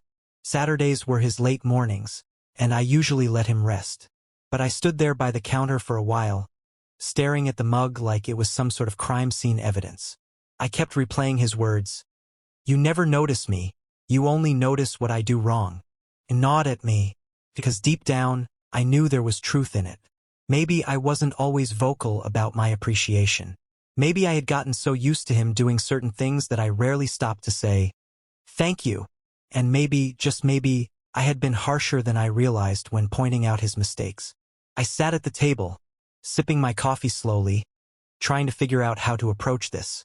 I didn't want to start the day on another fight, but I also didn't want to brush it under the rug, because ignoring it would only make the resentment grow. By the time he finally walked into the kitchen, stretching and yawning, I had convinced myself to try a different approach. Instead of being defensive, I'd actually listen. Morning, he said quietly, avoiding eye contact. His hair was a mess, his t-shirt wrinkled. He looked tired in a way that wasn't just physical. Morning, I replied softly. I waited a second before adding, about last night, I've been thinking. His hand froze halfway to the coffee pot. Oh, I nodded. You were right. I don't say thank you enough. And I probably sound like I'm just criticizing instead of noticing the good stuff. I don't want to be that way. I don't want you to feel invisible. He finally turned toward me, and for the first time in a while, I saw his walls crack. His eyes softened, though his lips stayed tight. I don't need constant praise, he said. I just need to feel like I matter. That sentence hit me harder than anything. Need to feel like I matter. I wanted to cry, because how had I let it get this far, where the person I loved questioned whether he mattered to me? I stood up and walked over to him, taking his hand. You do matter. More than I probably say out loud. More than I show sometimes. But you matter to me more than anything. His shoulders sagged, like he was releasing tension he'd carried for weeks. He pulled me into a hug, burying his face in my shoulder. I don't want us to lose each other, he whispered. That hug lingered longer than most of ours lately. And for that moment it felt like maybe we were okay. Maybe honesty, even when it stung, could bring us closer instead of pushing us apart. But of course, reality isn't fixed in one conversation. Later that afternoon, we went grocery shopping together, which used to be one of our little weekend routines. It had always been simple but comforting. Walking side by side, tossing items into the cart, debating over snacks. But this time, there was a strange quietness between us. Normally, he cracked dumb jokes in the cereal aisle. Normally, I rolled my eyes while secretly smiling. But that day, he was reserved. Polite, yes. Helpful, yes. But there was something distant about him, like his mind was elsewhere. At one point, I reached for a box of crackers, and he stopped me gently. Didn't you say you wanted to eat less of those? Maybe grab the whole grain ones instead. Normally, that kind of comment from him would have sparked my defensiveness. But I paused, remembering what he had said the night before. Maybe he wasn't nitpicking. Maybe he was trying to look out for me. So instead of snapping, I smiled a little. You're right. Thanks for catching that. The look on his face when I said that, it was like I had just handed him something precious. A flicker of relief passed over his features, and for a second, the distance closed. But of course, peace is fragile. That evening, while we were putting away groceries, he casually mentioned that his coworker Lisa had invited him to a small get-together next weekend. He said it lightly, like it was no big deal, but something in me bristled. Lisa. I'd heard her name before. He mentioned her occasionally, usually in the context of work projects. but this was the first time she had come up in a social context. "Oh," I said, keeping my voice even. "Are you thinking of going?" He shrugged. "I might." She said, "A few people from the office will be there. Just a casual thing." I wanted to be chill about it. I really did. But something about it rubbed me wrong. Maybe it was because we had just gone through this whole talk about attention and appreciation. Maybe it was because I suddenly realized that if he wasn't feeling seen at home, he might start looking for that validation somewhere else. I tried to swallow the knot in my throat. "Do you want me to come with you?" His pause was small but heavy. "I mean, it's mostly work people. You might be bored." That pause haunted me, because it wasn't just about boredom. It was about something he didn't want to say out loud. I forced a smile. "Okay, if you want to go, go. Have fun." He studied me for a second, as if trying to read if I actually meant it. I don't know what he saw on my face, but he didn't push. He just nodded slowly and changed the subject. That night, as I lay in bed next to him, I couldn't sleep. My mind wouldn't stop replaying everything: the fight, the apology, the hug, the groceries, the mention of Lisa. It all tangled together until I wasn't sure what was real and what was paranoia. I wanted to trust him. I wanted to believe that we were strong enough to survive a rough patch. But something deep inside me whispered that this was only the beginning. Because sometimes, cracks don't appear all at once. They start small, hidden, almost invisible. And by the time you notice them, they've already spread farther than you realized. And as much as I wanted to ignore it, I couldn't shake the feeling that Lisa was going to be one of those cracks. I barely slept that night. My chest felt heavy, my throat tight, as if all the words I wanted to scream at my sister and my fiancé had lodged somewhere deep and refused to come out. The more I tried to push the thoughts away, the louder they became, echoing in my head like taunts. Every time I closed my eyes, I could picture her standing there in that pale blush dress, smiling innocently as if she hadn't deliberately chosen a shade so close to mine. And then him, shifting awkwardly, like he didn't know how to defend me. Like it was easier to leave me hanging than stand up to her. By the time the sun rose, I was exhausted. I dragged myself into the kitchen where my mom was already making coffee, humming some tune I didn't recognize. She looked up at me and immediately noticed something was off. "You look pale," she said, setting down her mug. "Did you sleep at all?" I shook my head, wrapping my arms around myself. "Not really. Too much on my mind." She didn't press, just gave me that knowing look. But I could feel her waiting for me to open up, waiting for me to admit what was eating me alive. "Mom," I said finally, my voice cracking. Do you think she's doing this on purpose?" Her brow furrowed. "Your sister? With the dress?" "Yes. It feels intentional. It feels like she's trying to take something from me. I mean, she has 100 colors to choose from. Why that one?" Mom sighed, walking over to put a hand on my shoulder. "Sweetheart, you know how she can be. She has always liked attention. But this is your day, not hers. People will see that." But her words didn't comfort me, because deep down I wasn't sure people would see that. My sister has this way of spinning situations so she looks sweet and innocent while I'm left looking like the overreacting, dramatic one. She did it when we were kids, when she'd sneak into my room and borrow my clothes without asking, then smile and say, "Oh, I thought you wouldn't mind," while my parents would tell me to stop making a fuss. She did it in high school when she flirted with my crush and then pretended she had no idea I liked him. And now, here she was, inserting herself into my wedding. I didn't tell my mom all of that. Instead, I just nodded and sipped the coffee she poured me, though my stomach twisted with every swallow. Later that day, I met up with my maid of honor, Kayla. She's been my best friend since college, the kind of person who doesn't sugarcoat anything. If I looked ridiculous in a dress, she'd tell me. If I was overreacting, she'd tell me that too. That's why I wanted her perspective. I needed to know if I was losing it. We sat down in a small cafe near her apartment. I was so wound up I practically blurted everything before we even got our drinks. She picked a dress that's almost white, Kayla. Almost white. And when I confronted her, she acted clueless, like I was the crazy one. And then, my voice dropped. "He didn't back me up." Kayla raised her eyebrows. "Wait, he just Stayed quiet. I nodded, shame burning my cheeks. Yeah. He just kind of shifted around and said I was making too big a deal. Like I should just let it go. She leaned back in her chair, her face hardening. Okay, no. That's not okay. This isn't about the dress. This is about respect. Your sister knows exactly what she's doing. And your fiancé should have your back. Especially now. Her words made my stomach clench even tighter, because they confirmed what I already feared. It wasn't about fabric or color. It was about loyalty. I just don't understand, I whispered, twisting the napkin in my hands until it tore. Why won't he defend me? Why does it feel like he'd rather keep the peace with her than with me? Kayla reached across the table, her hand warm against mine. Maybe he's scared of rocking the boat. Maybe he thinks if he downplays it, it'll all blow over. But he doesn't get it. This isn't small. This is your wedding. And if he can't stand by you in this, what else is he going to back down on?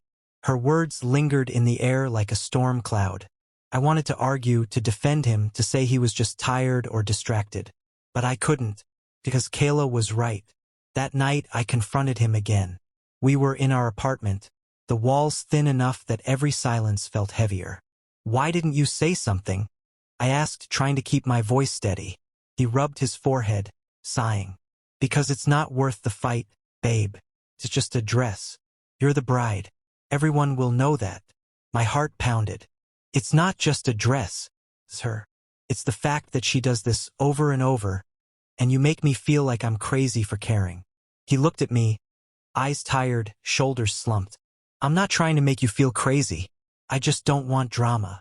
That word drama stabbed into me, because that's exactly what my sister always called me when she wanted to make me feel small. And now he was doing it too. I didn't reply. I just went to bed, lying stiff on my side while he eventually drifted off. My mind spun with a million doubts, each one louder than the last. Was I marrying someone who would never fight for me? Was I walking into a life where I'd always be told to quiet down, to let things go, while other people walked over me? The next morning, I woke up with a decision forming in my chest like a fire I couldn't put out. I wasn't going to let this slide. Not this time. Not when it was my wedding. If neither of them was going to protect my happiness, I would have to do it myself. So when my sister texted me later that day, "Can't wait for the rehearsal dinner. Should I curl my hair or leave it straight?" Smiley face. I stared at the screen for a long time before typing back. My fingers trembled, but my heart pounded with a strange clarity. Wear your hair however you want, but you're not wearing that dress. I hit send before I could second-guess myself. And as soon as I did, I felt the storm brewing. Because if I knew my sister, she wasn't going to back down quietly. When I came back from my walk that evening, I expected things at the house to be tense but quiet. Instead, I walked into chaos. My mother was sitting at the kitchen table with her face in her hands, crying softly, while my dad was pacing back and forth, muttering to himself. The minute he saw me, he stopped pacing and fixed me with this look that I can only describe as a mixture of exhaustion, disappointment, and something darker.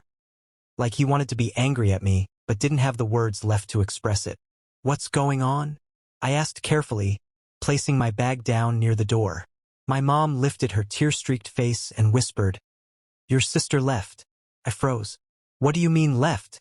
Like left the house? Left for a walk?" "No," my dad said, his voice firm but shaking. "She packed a bag and said she's moving in with her boyfriend. She said she's tired of being judged here. She said she doesn't feel welcome in her own home." I stood there in shock. "What? When did this happen?" "Half an hour ago," my mom said softly. "You weren't here. She waited until you left." That stung more than I wanted to admit. She had planned it. She had waited for me to be gone, because she knew I would try to stop her. "Where did she go?" I pressed. Dad shrugged. "We don't know exactly. She only said, with him. We don't even have his address." My stomach twisted. Everything in me screamed to grab my car keys and go find her, drag her home, and beg her to reconsider. But another part of me whispered that this might have been inevitable. She was spiraling, and she wanted to be where no one would question her choices. I sat down at the table across from my mom, trying to gather my thoughts. She's 18, I said slowly. We can't stop her, but we can try to keep her safe. Do we at least have his phone number? My mom nodded, sliding her phone toward me. I saved it from when she called him the other night. But what are we supposed to say?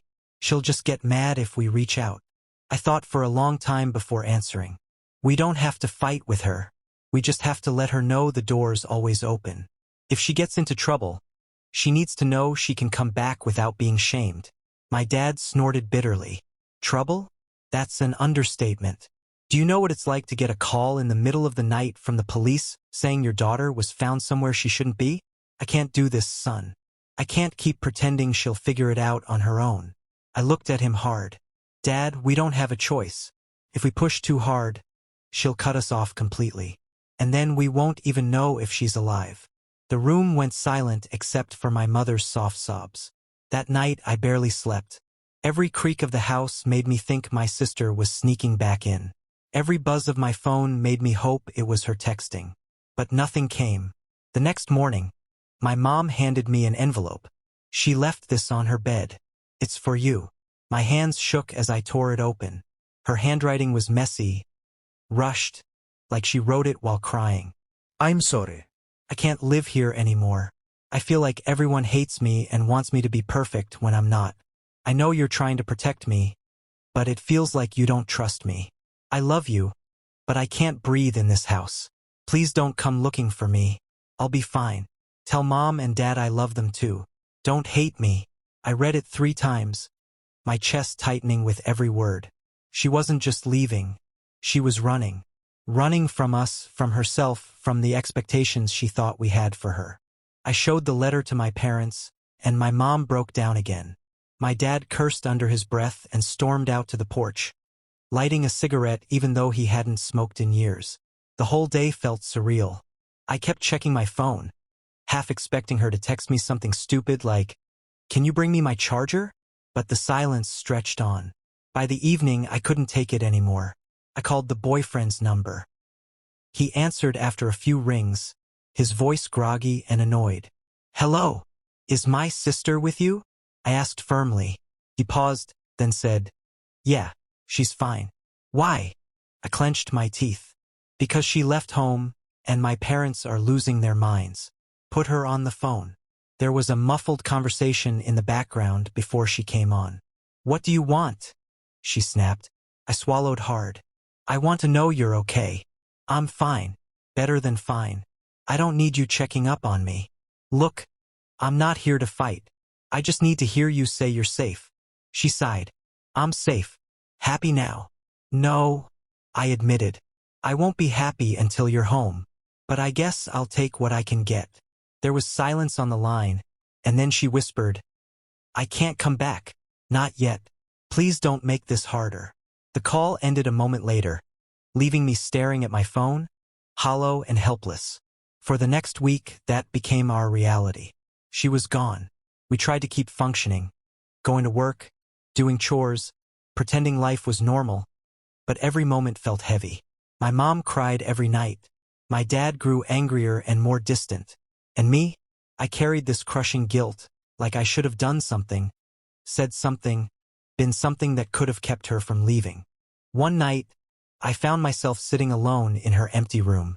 The posters on the wall, the unmade bed, the half-empty makeup bag on her dresser. It all felt like a ghost town. I sat there for hours, replaying every conversation we'd had over the past year, wondering where it all went wrong. And then, just as I was about to leave the room, my phone buzzed. It was a text. From her. "I miss you." My heart stopped. When I woke up the next morning, the house was quiet. Too quiet. No sound of coffee brewing, no clinking of mugs, no faint humming from the kitchen. Just silence. My chest tightened instantly, and for a split second, I thought maybe she had left. Maybe she couldn't stand another night under the same roof after everything I'd done. But when I walked downstairs, there she was, sitting at the table, hands wrapped around a mug, staring blankly out the window. Her hair was messy, her eyes swollen, but she was there. And the moment her eyes met mine, I knew the war wasn't over.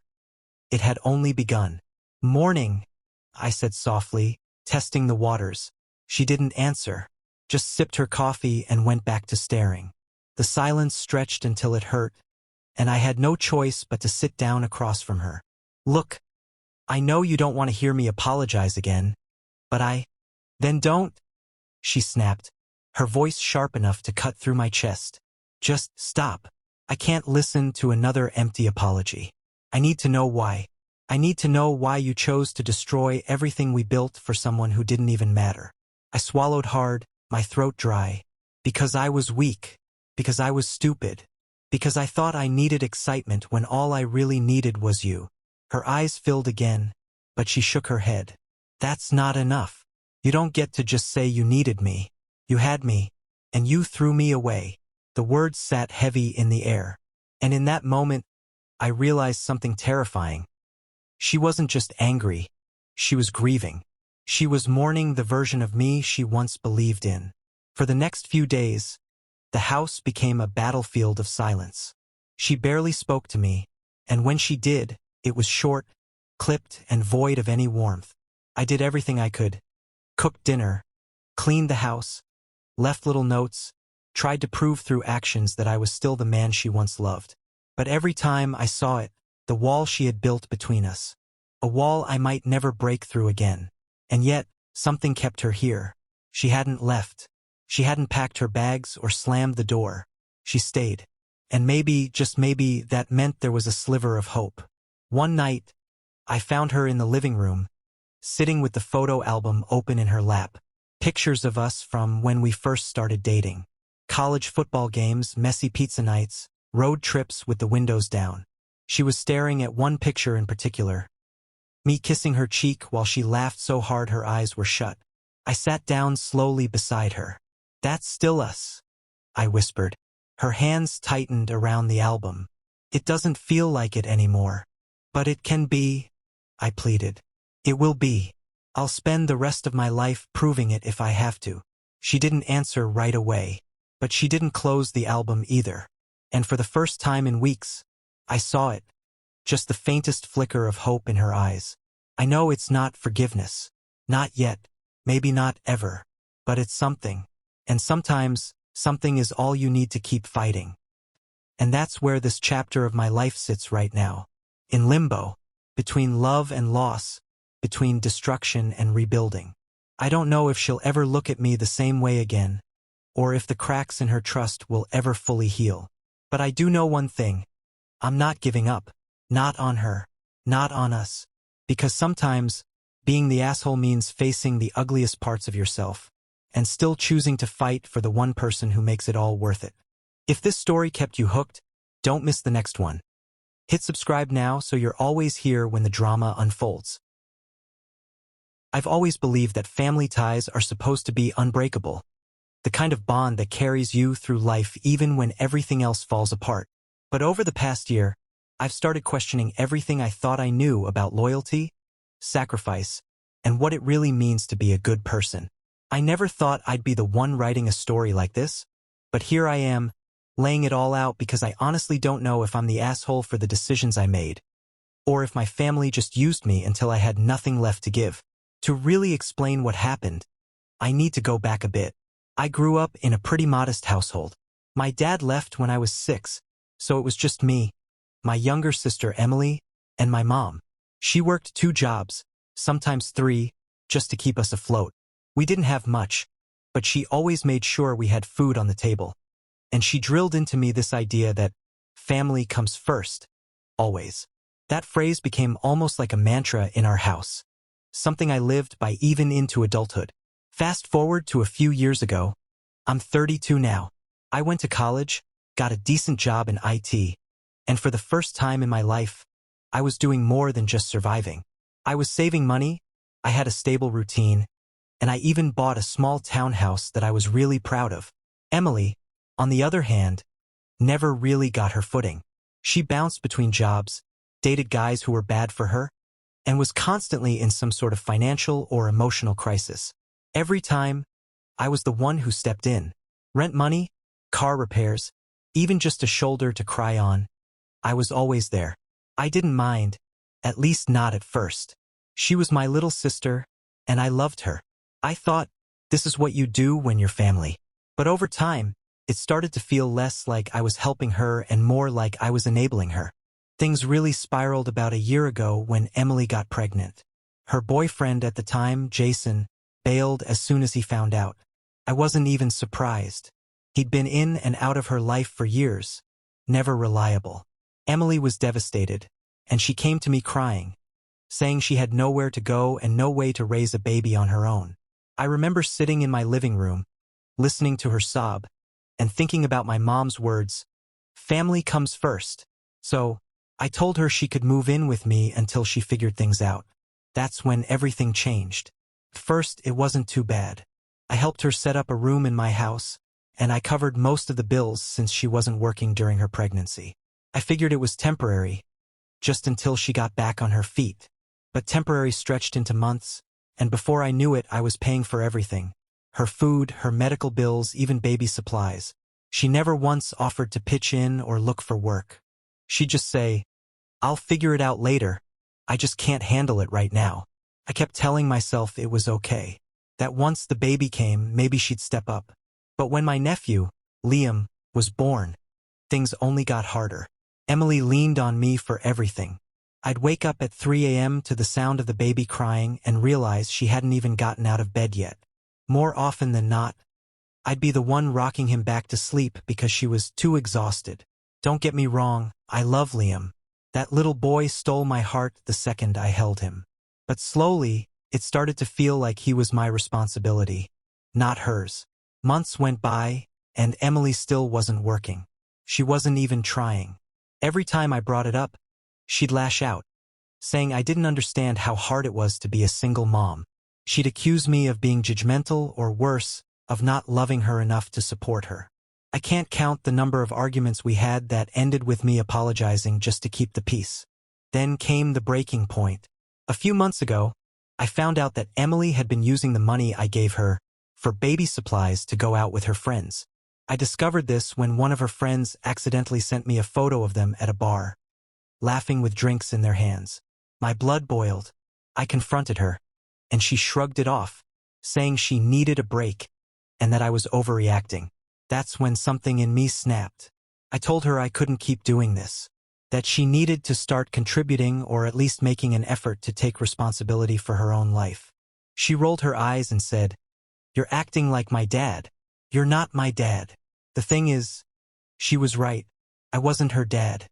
But in that moment, I realized I had been playing that role for far too long, both for her and now for her son. The final straw came 2 weeks later. I came home from work to find Liam screaming in his crib, his diaper soaked through, while Emily was passed out on the couch with her phone in her hand. I lost it. I picked Liam up, took care of him, and then told Emily she had 30 days to figure out another living arrangement. She called me every name in the book. Selfish, cruel, a monster for abandoning her and her baby. She even dragged my mom into it, and of course Mom took her side. "She's your sister," she said. "You can't just throw her out.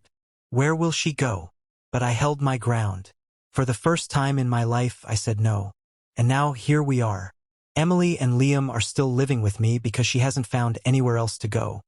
But the atmosphere in the house is toxic. We barely speak unless it's to argue. My mom keeps calling me, telling me I need to be more patient, and deep down I can't shake the guilt. Because even though I know I've been taken advantage of, I also know Liam didn't ask for any of this. So, am I the asshole for finally putting my foot down with my sister? Or am I just someone who got tired of being used? This was just the beginning of the storm, and things were about to get a whole lot messier. The days following that disastrous family dinner were a blur of tension and silence. My wife hardly spoke to me, and when she did, her words were short, clipped, and filled with irritation. It was like living with a stranger who had suddenly decided that the air between us should always feel heavy. At work, I couldn't concentrate. I kept replaying the scene in my head. My brother sitting there, looking smug, my father with that cold stare, and my wife pretending like she hadn't just dropped a grenade into my family. Every time I thought about it, I felt the anger rise up again. Anger not just at her, but at myself. How had I let this spiral so far out of control? Why hadn't I cut off my brother more firmly years ago? Why did my wife even think she had the right to invite him into my home, to let him sit at my table after everything he had done? The resentment sat inside me like a stone in my gut. I would catch myself staring at her across the kitchen table, my fork frozen halfway to my mouth, wondering if she was even sorry. She'd act normal sometimes, like nothing had happened. Other times she'd give me that defensive look, as if she was waiting for me to explode again. The truth was, I didn't know how to deal with her anymore. I loved her, or at least I thought I did, but something about what she had done felt like betrayal. Not the same kind of betrayal my brother had inflicted on me, but betrayal all the same. And it lingered, gnawed at me, especially late at night when I couldn't sleep. One night, about a week after that dinner, I found myself awake at 2 a.m., staring at the ceiling. I couldn't take it anymore, so I got out of bed and went downstairs to the living room. I poured myself a drink, sat down on the couch, and just tried to let the silence swallow me. But my mind wouldn't stop spinning. I thought about my childhood, how many times my brother had tormented me. Not just the big things like humiliating me in front of family, but the small things too. The way he'd steal my stuff, make fun of me at school, convince friends to turn against me. He'd always been this shadow looming over me, sucking the joy out of everything. And now, even as an adult, even after I thought I had built a new life, he had managed to crawl back in. The sound of footsteps pulled me out of my thoughts. I looked up to see my wife standing in the doorway, wearing her robe, hair messy, eyes heavy with sleep. She looked at me for a long time before speaking. "Can't sleep?" she asked softly. I didn't answer right away. I just stared at my drink, swirling the liquid around. Finally, I muttered, "Not with everything going on." She sighed and walked over, sitting down next to me. For a few moments, neither of us spoke. I could feel her eyes on me, waiting for me to break the silence. "You're still angry," she said finally. "Of course I'm angry," I snapped. "What did you expect? You blindsided me. You invited the one person I never wanted in my life again into our home, and then you sat there acting like it was no big deal." Her expression hardened. "I told you before I thought it was time to heal, to move on. I thought maybe if he apologized." "He'll never apologize." I cut her off. My voice was sharp, almost a growl. "You don't get it. He's not sorry. He's never been sorry. He thrives on this, on watching me suffer, on knowing he still has power over me. That's what you gave him back. Power." She looked taken aback, like my words had landed harder than she expected. But then her jaw set, and she shook her head. "You can't keep living like this, holding onto the past forever. At some point, you have to let it go." I laughed bitterly, though there was no humor in it. "Let it go?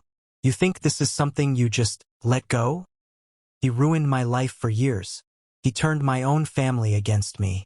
And now, thanks to you, he's sitting across from me at dinner like nothing happened." Her voice rose, sharper now. "I was trying to help. I was trying to fix something that's been broken for too long. I'm your wife. I thought I was doing the right thing." I stared at her, feeling that stone in my gut grow heavier. Doing the right thing for who? For me? Or for you?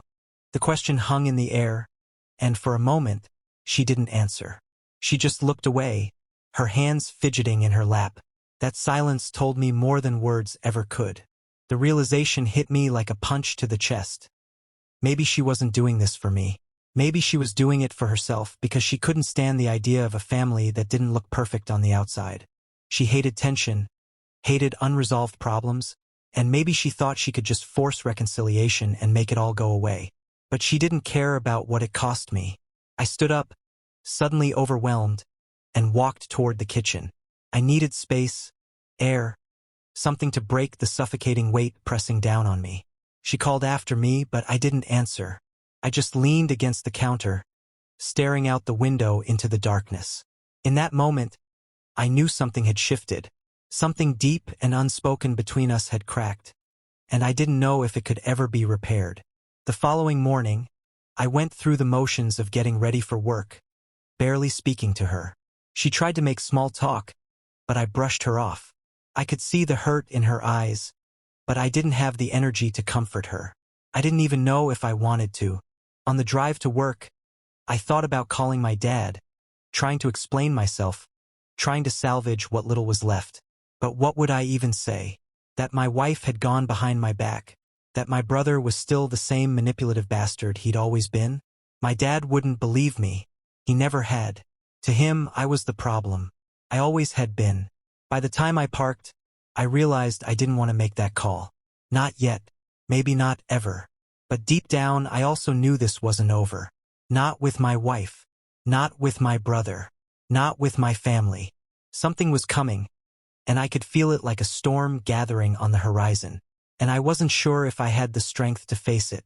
The week that followed felt like living inside a pressure cooker. Everywhere I went inside the house, I could feel my mom's watchful eyes on me. She never said outright that she didn't trust me, but her silence spoke volumes. Every clatter of dishes, every moment of her rearranging things that didn't need rearranging, it was like she was screaming in her own quiet way, "Don't think I'm not paying attention." And my brother? He went the complete opposite route. Instead of hiding his disdain, he leaned into it. He'd roll his eyes when I walked into the room, mutter under his breath about how some people have no shame, and slam doors louder than necessary when I was nearby. I wanted to scream at him that he didn't know the full story, that he was just parroting Mom's anger, but I held back, because deep down, I knew even if I defended myself, no one in that house wanted to believe me. The only person who seemed even remotely in my corner was my dad. And that was complicated in its own way. He'd check in with me late at night when everyone else had gone to bed, standing awkwardly in the hallway like a shadow. "You holding up okay?" he asked one night, leaning on the doorframe with his arms crossed. I looked up from my phone, pretending I hadn't just been spiraling through endless Reddit threads about people cut off from their families. "I'm fine." "You don't look fine." "Well," I shot back, my voice sharper than I intended. "That's kind of the point, isn't it? No one's letting me be fine." He sighed, stepped into my room, and closed the door softly behind him. "Listen, your mom's not handling this the right way. I told her that. But you gotta understand. She feels blindsided. Betrayed." I wanted to laugh in his face. Betrayed? What about me? What about the fact that my side of the story never got a platform? But instead of exploding, I swallowed it down because something about the look in his eyes told me he was trying, in his own flawed way, to keep things from burning down completely. "I just need someone to believe me," I whispered. My throat felt tight. He hesitated before sitting on the edge of my bed. "I believe you. I might not know every detail, but I know you. You wouldn't lie about something this big. That should have comforted me. It should have made me feel less alone. But instead, all it did was highlight the canyon between him and the rest of the family. If he believed me, why wasn't he standing up to Mom? Why wasn't he demanding everyone else at least listen to my side? Because that was the unspoken truth. In our house, Mom's word was law. The next big blow-up came on Sunday. We were supposed to have dinner together like we always did, but the tension at the table was suffocating. Forks scraping against plates sounded louder than thunder. Nobody talked. My brother kept sighing dramatically. Mom kept pursing her lips like she was biting back insults, and Dad just stared at his food. Finally, I broke. "This is ridiculous," I said, slamming my fork down. "We can't just keep sitting here pretending everything's fine when you all think I'm the villain." Mom's head snapped up.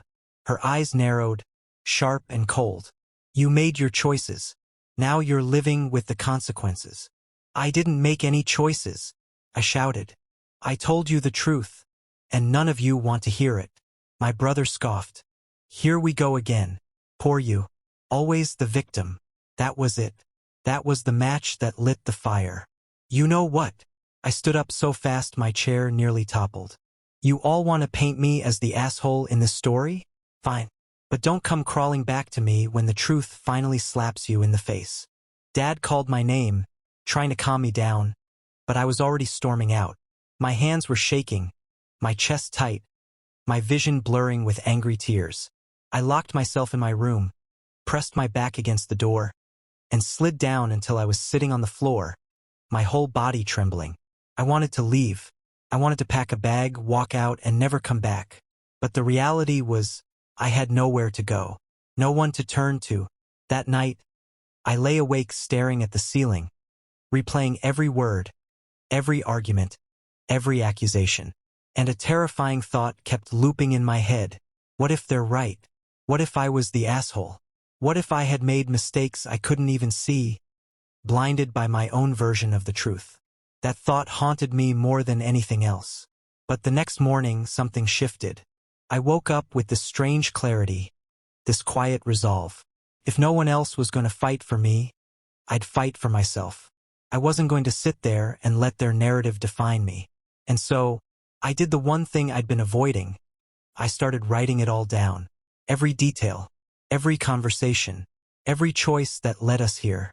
Not just for me, but for anyone who might one day hear this story and wonder who was the asshole.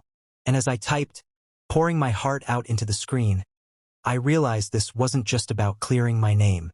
This was about survival. This was about taking control of my story before someone else twisted it beyond recognition. Because if there's one thing I'd learned in that house, it's this: the truth doesn't always set you free. Sometimes it just makes you stronger. This was about taking control of my story before someone else twisted it beyond recognition. Because if there's one thing I'd learned in that house, it's this: the truth doesn't always set you free. Sometimes it just makes you stronger. This was the end of the story. Now let's go to next story. I never thought I'd be the type of person to write something like this, but life has a way of shoving you into situations where the only way to breathe is to let it all out. I'm sitting here, staring at my screen, wondering how in the world I ended up here, questioning whether I'm the asshole in this whole mess. The story starts with me, my wife, and her family. Let me just say up front, I'm not the perfect husband. I make mistakes, I get frustrated, and sometimes I don't communicate as clearly as I should. But I also know I've given everything I possibly could to my marriage. I've worked long hours, sacrificed sleep, and missed out on things I wanted just to make sure my wife and our 2 kids had everything they needed. My wife, Rachel, comes from a very close-knit family. Her mom and dad live about 30 minutes from us, and they've always been heavily involved in our lives. At first, I didn't mind. In fact, when Rachel and I were first married, I thought it was kind of nice that she had that bond with her family. They'd come over for Sunday dinners, her mom would drop off homemade meals, her dad helped me with house repairs. It felt like I'd gained a second set of parents. But over the years, the involvement went from helpful to intrusive. They had opinions about everything: what car we should buy, how we should raise our kids, even where we should go on vacation. Rachel never really set boundaries with them. I tried bringing it up gently, but it always turned into an argument. She'd accuse me of not appreciating her family, or worse, of trying to isolate her from them. Things really hit a turning point about 6 months ago. My father-in-law retired, and suddenly he had way too much free time. He started coming over unannounced, letting himself into our house with the spare key Rachel had given him years ago without telling me. I'd come home from work and find him sitting on my couch, watching TV, drinking one of my beers. First, I bit my tongue.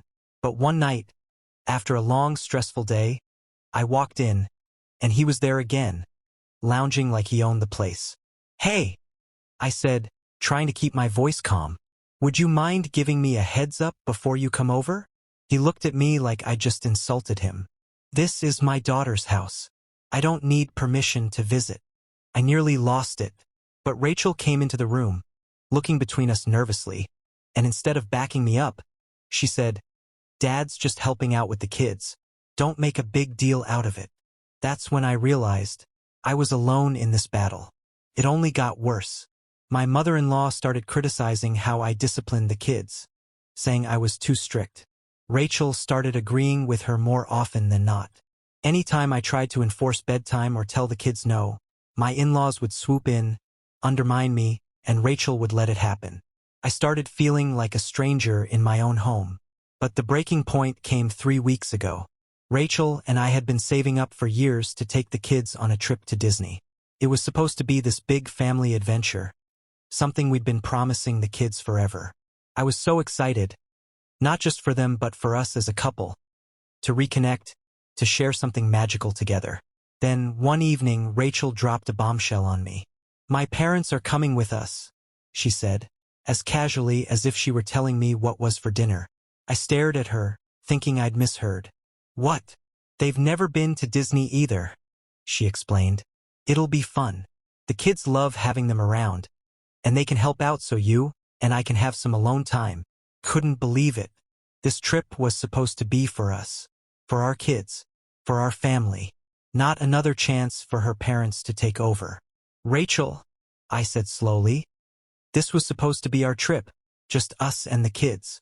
Why would you invite them without even asking me first?" She frowned, defensive. "Because it's my family too. You're always trying to exclude them. This way, everyone gets to enjoy it." I felt the anger boiling in me, but I swallowed it down. Fighting about it in that moment wouldn't solve anything. But inside, something broke. Fast forward to the trip, it was a disaster. From the moment we arrived, her parents took over everything. They decided where we ate, what rides we went on, even when the kids could have snacks. I tried to assert myself a few times, but every time Rachel sided with them. I felt invisible, like a wallet with legs whose only role was to pay for things. The final straw happened on the third day. We'd planned to watch the fireworks as a family. I'd been looking forward to it all day. The kids, Rachel, and me, sitting together watching the sky light up. But when the time came, her parents took the kids to get a better view, leaving me standing there with Rachel. I thought maybe, finally, this would be our moment.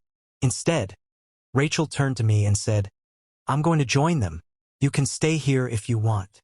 She walked away just like that, leaving me standing alone in the crowd. That night, back at the hotel, I snapped. I told her I was done being sidelined in my own marriage, done with her parents dictating every aspect of our lives. I told her if things didn't change, if she didn't start putting me and our kids first, I didn't know if I could keep doing this.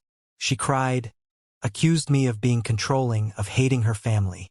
And now, here I am, questioning myself. Am I the asshole for finally putting my foot down? Or have I been pushed past my breaking point by a wife who refuses to set boundaries? Because right now, it feels like I've lost my wife to her parents, and I don't know if I'll ever get her back. After the argument with my mom, I thought things might calm down. I figured she'd just stew for a while, maybe talk behind my back to a couple of relatives, and then life would go on. That's usually her pattern. She throws a fit, makes sure everyone knows she's been wronged, and then after she gets enough sympathy, she moves on to the next drama. But this time, it wasn't like that. This time, she didn't just sulk. She escalated. The very next morning, I woke up to a string of texts from my aunt, my mom's younger sister. My aunt isn't really a bad person, but she tends to get dragged into whatever storm my mom is brewing. The texts were long paragraphs, guilt-tripping me about how family comes first, and how I needed to remember everything my mom sacrificed for me, and that it would mean the world to her if I changed my mind and canceled my trip to support my cousin's wedding. At first, I didn't even respond. I sat there with my phone in my hand, rereading those texts, trying not to feel the knot in my stomach tighten. Because here's the thing, yes, my mom raised me. Yes, she worked hard. Yes, she made sacrifices. But she also made sure to remind me of those sacrifices every chance she got. It wasn't like she gave out of pure love and never expected anything in return.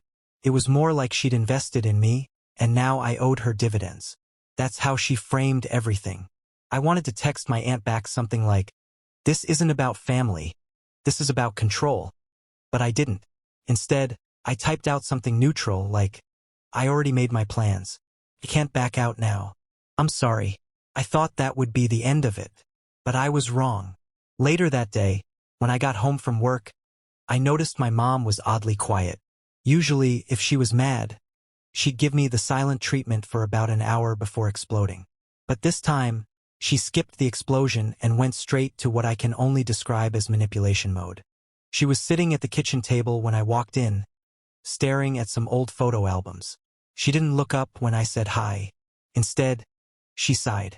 "You know," she said softly, "I just wanted us to be a family. I wanted us to show the world that we stand together. But I guess that doesn't mean much anymore." I froze. That's my mom's classic guilt trip opener.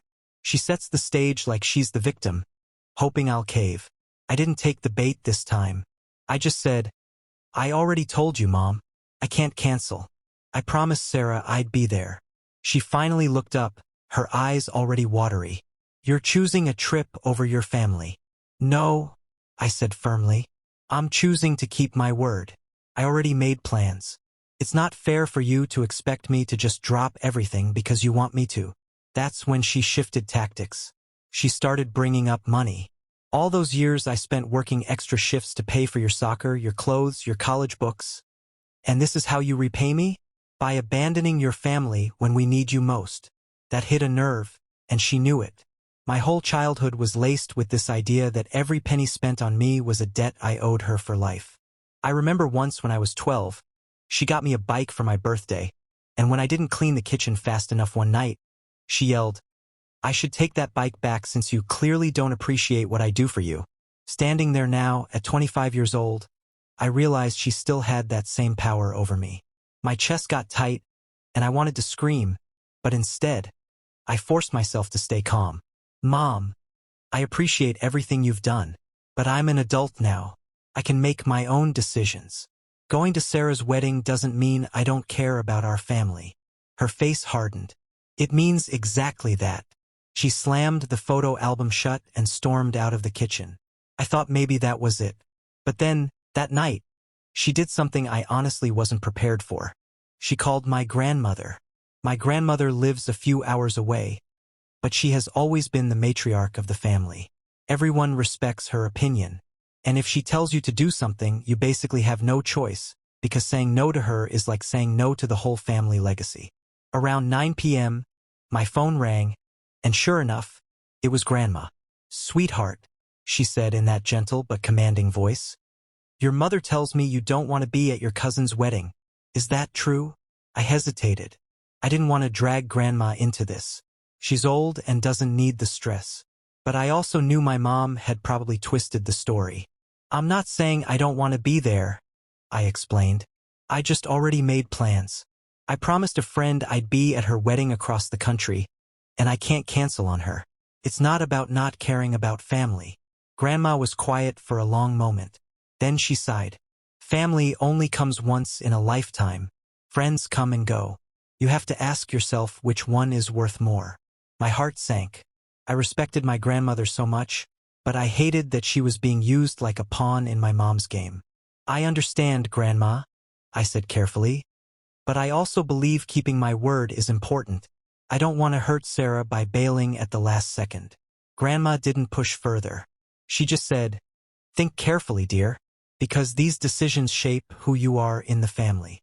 When I hung up, I sat there staring at my phone, my hands shaking. My mom walked past me in the hallway, smirking like she just won. That was the moment I realized this wasn't just about a wedding. This was about control. My mom couldn't stand that I was making a choice that didn't revolve around her or her side of the family. And she was willing to drag everyone into the mess just to make me bend. The next day, things got even worse. I woke up to find a Facebook post from my mom, visible to all our extended family, that said, it's sad when children forget where they come from. Some people would rather run off to chase selfish dreams than stand by the family that raised them. Blood should mean more, but I guess it doesn't to everyone.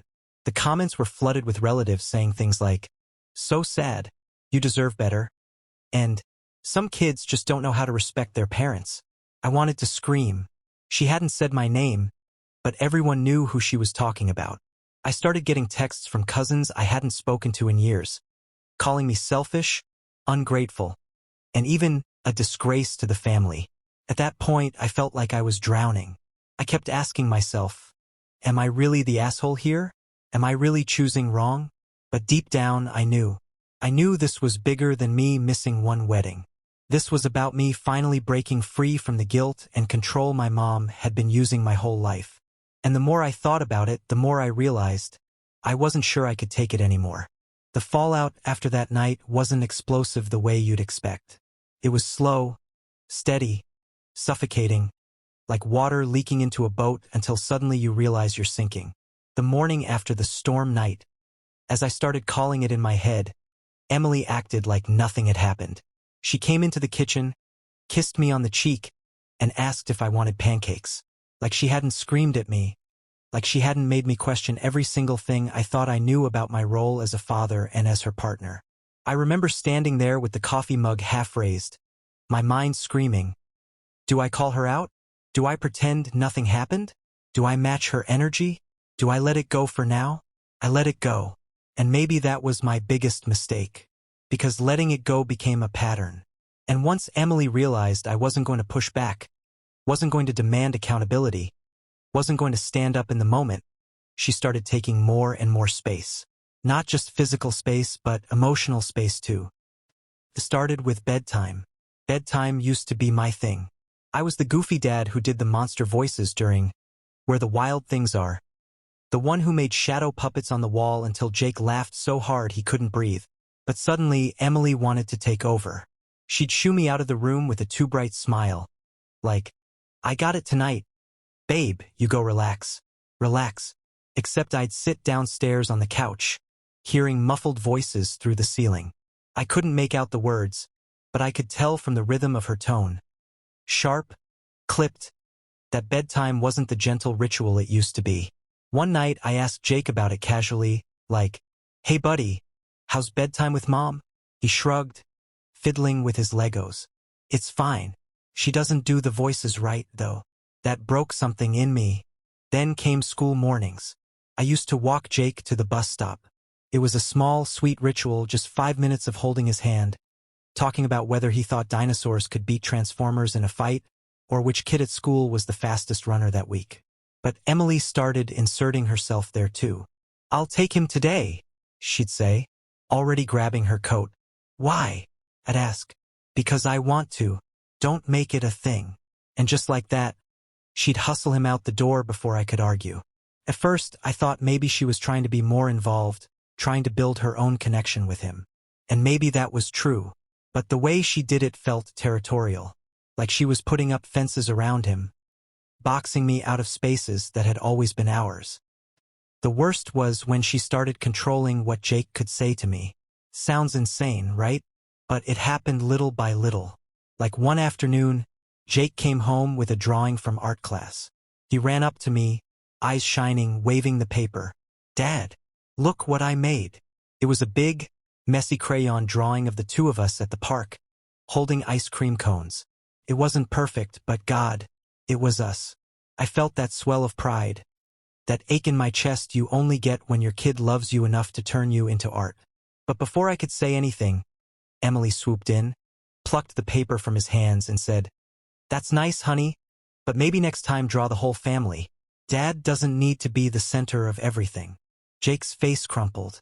I wanted to scream at her, but instead, I swallowed it because the last time I pushed back, it had ended in a fight that Jake overheard, and I couldn't put him through that again. So I told him it was perfect, that I loved it, and tucked it into my desk drawer like it was gold. But the joy of that moment was poisoned. The real turning point came on a random Saturday. Jake and I had built a Lego city together over weeks. Skyscrapers, cars, even a little park with plastic trees. Took up half the living room floor, and Emily hated it. She kept complaining about stepping on bricks, about how messy it looked. That Saturday, I came home from running errands and found the entire city gone. The table was clear. The floor was vacuumed. And Jake was sitting on the couch, staring at the blank space where our world used to be. Where's the city, buddy? I asked, already knowing the answer. Mom made me put it away, he whispered. His voice cracked.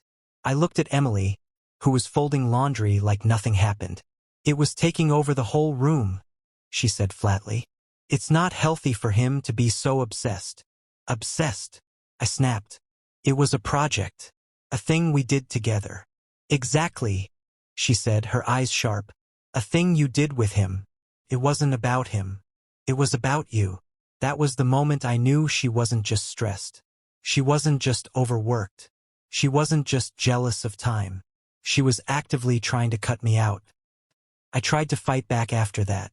I started insisting on bedtime, on bus stop walks, on Legos and drawings and park trips. But every time Emily had a counter. A guilt trip. A manipulation. You're stressing me out. You don't trust me as a mother. Why do you need to be the favorite parent so badly? It was a war I didn't sign up for, but suddenly I was fighting it every single day. And Jake, God, my sweet kid, was caught in the middle. He'd cling to me when I tried to leave for work. He'd sneak drawings under my pillow. He'd whisper, "Don't tell Mom," like we were sharing state secrets. It was breaking him, and it was breaking me. One night, weeks after the Lego incident, I found Jake asleep in my office chair. He'd curled up under my desk with a blanket, like he was trying to anchor himself to my presence even while he slept. I sat there in the dark, staring at him, and realized something brutal. If I didn't change things soon, if I didn't protect him, Emily was going to succeed. She was going to cut me out. She was going to rewrite his childhood with me erased from the story. I couldn't let that happen. But the question that kept me awake until dawn was this: how do you fight your own partner without destroying the family you're trying to save? The fallout of that dinner party lingered far longer than I expected. It wasn't just a single awkward night that we could all laugh about later. It became the thread that unraveled everything else. In the days afterward, my phone barely stopped buzzing.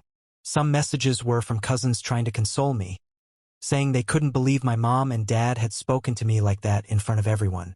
Others were from my siblings, demanding that I stop making a big deal out of nothing. That line, "a big deal out of nothing," kept replaying in my head. To them, it wasn't humiliation, it wasn't betrayal, it wasn't even worth talking about. But to me, it was like my foundation had cracked.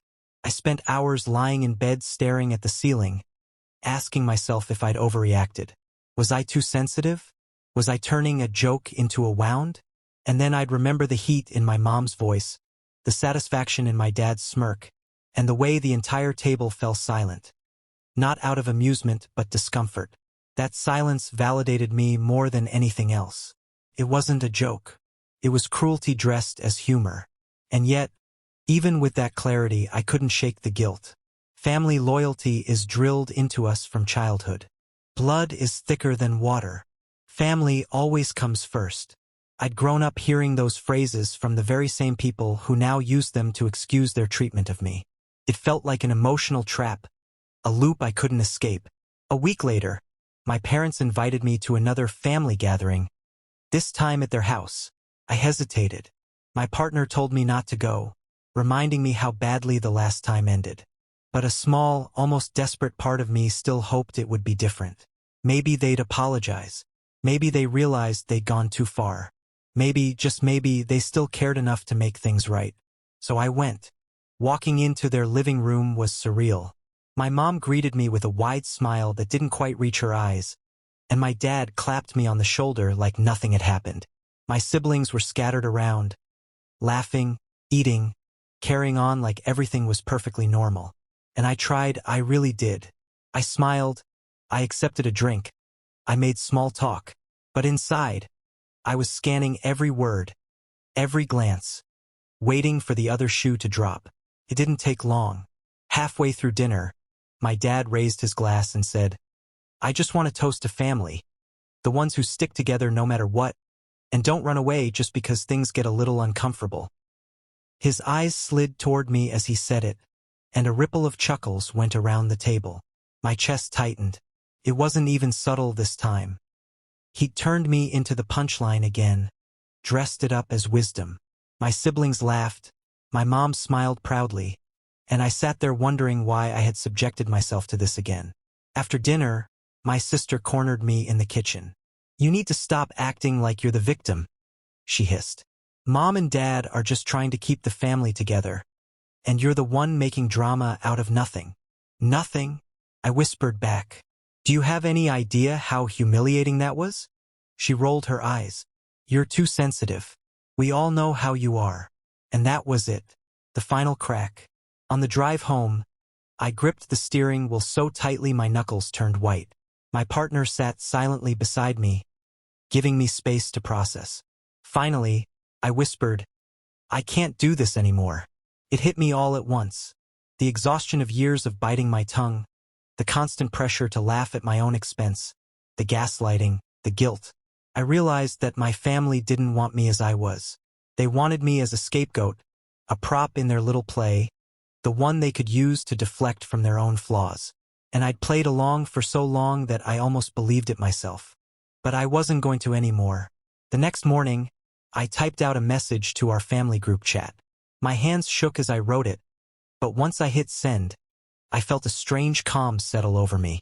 I love you all, but I can't keep being treated like this. I will no longer attend family gatherings where I'm mocked, belittled, or turned into a joke. If you want a relationship with me, it has to be one based on respect. Otherwise, I need space. The responses poured in. My dad sent back, "You're overreacting as usual. Toughen up." My mom wrote, "Family is family. You don't just walk away because you're upset. That's childish." My sister sent a string of laughing emojis. But my cousin, the same one who had texted me after the first dinner, sent me a private message. "I just want you to know I saw everything. You're not crazy. They cross the line all the time and you don't deserve that.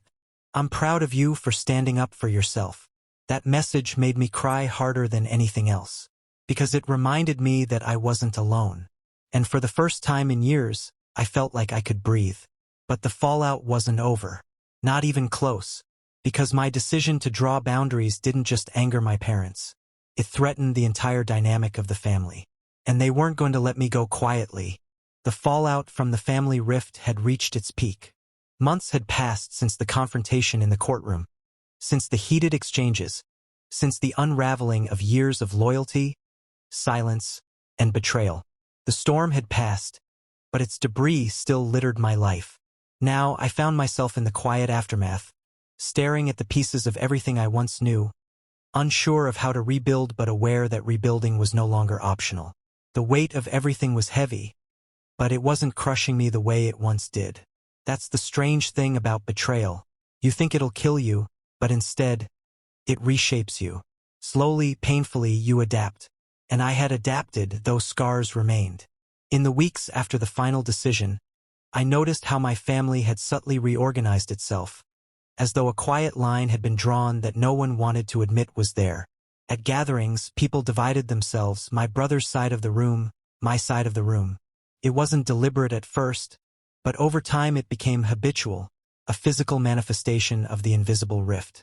Those who once moved freely between us now paused awkwardly, choosing which side to approach first, always aware that crossing too easily might offend someone. I tried to act as though it didn't bother me. I smiled when I needed to, asked about people's lives, and participated in the conversations. But in the quiet moments, when I caught sight of my mother laughing at something my brother said, when I saw the ease with which they slipped back into each other's rhythm, I felt the sting. I knew, no matter what I told myself, that part of me had been left behind. My father, on the other hand, remained distant. He didn't reach out, didn't check in, didn't make any attempt to reconcile the fractured pieces of his family. At first, I thought it was his pride, his stubborn refusal to admit the harm he'd caused by letting everything escalate. But later, I realized it wasn't pride. It was fear. My father feared confrontation in the same way others feared heights or darkness. He would rather lose a child's trust than risk having to admit fault. It was strange, recognizing that about him, seeing the man I once idolized reduced to something so human, so flawed. But maybe that was part of growing up. No matter how late it came, you eventually stop seeing your parents as giants and start seeing them as people. Broken, fragile, and often unequipped to carry the burdens they handed to us. Despite everything, though, I couldn't ignore the progress I'd made in my own life. Therapy had given me tools I never thought I'd need but now couldn't imagine living without.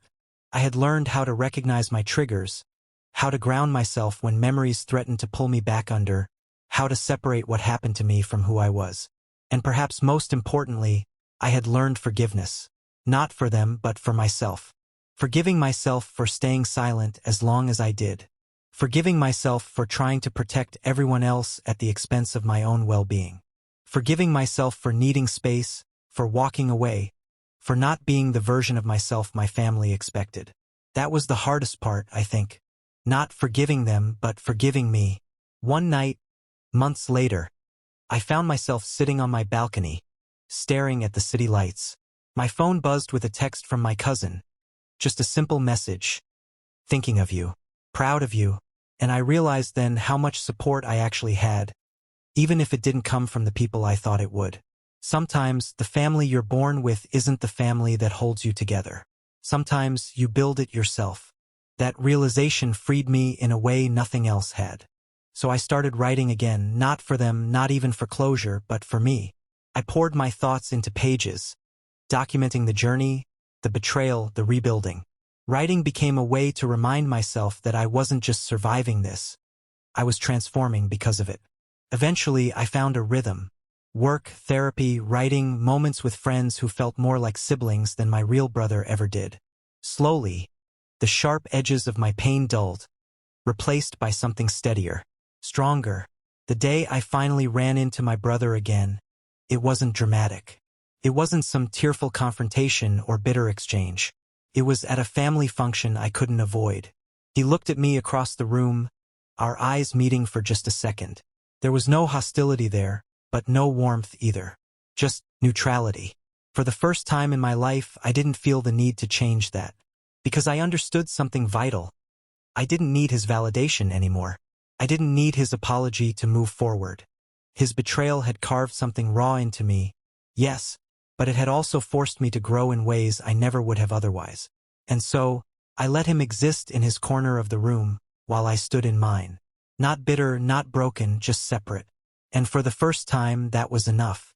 By the end of that night, as I walked out of the gathering into the cool night air, I felt lighter. Not because everything was fixed, far from it, but because I finally realized I didn't need it to be fixed. Some things stay broken, and that's okay. The asshole in this story was never just my brother or my father or even me. The asshole was the silence, the loyalty to suffering, the idea that we had to endure hurt because that's what family does. I broke that silence. I walked away from that cycle. And in the end, maybe that made me the villain in their story. But in mine, it made me free. If you've been following this journey, thank you for staying until the very end. I've got plenty more stories lined up, each with twists, emotions, and real human messiness you don't want to miss. So hit subscribe and stick around, you won't regret it.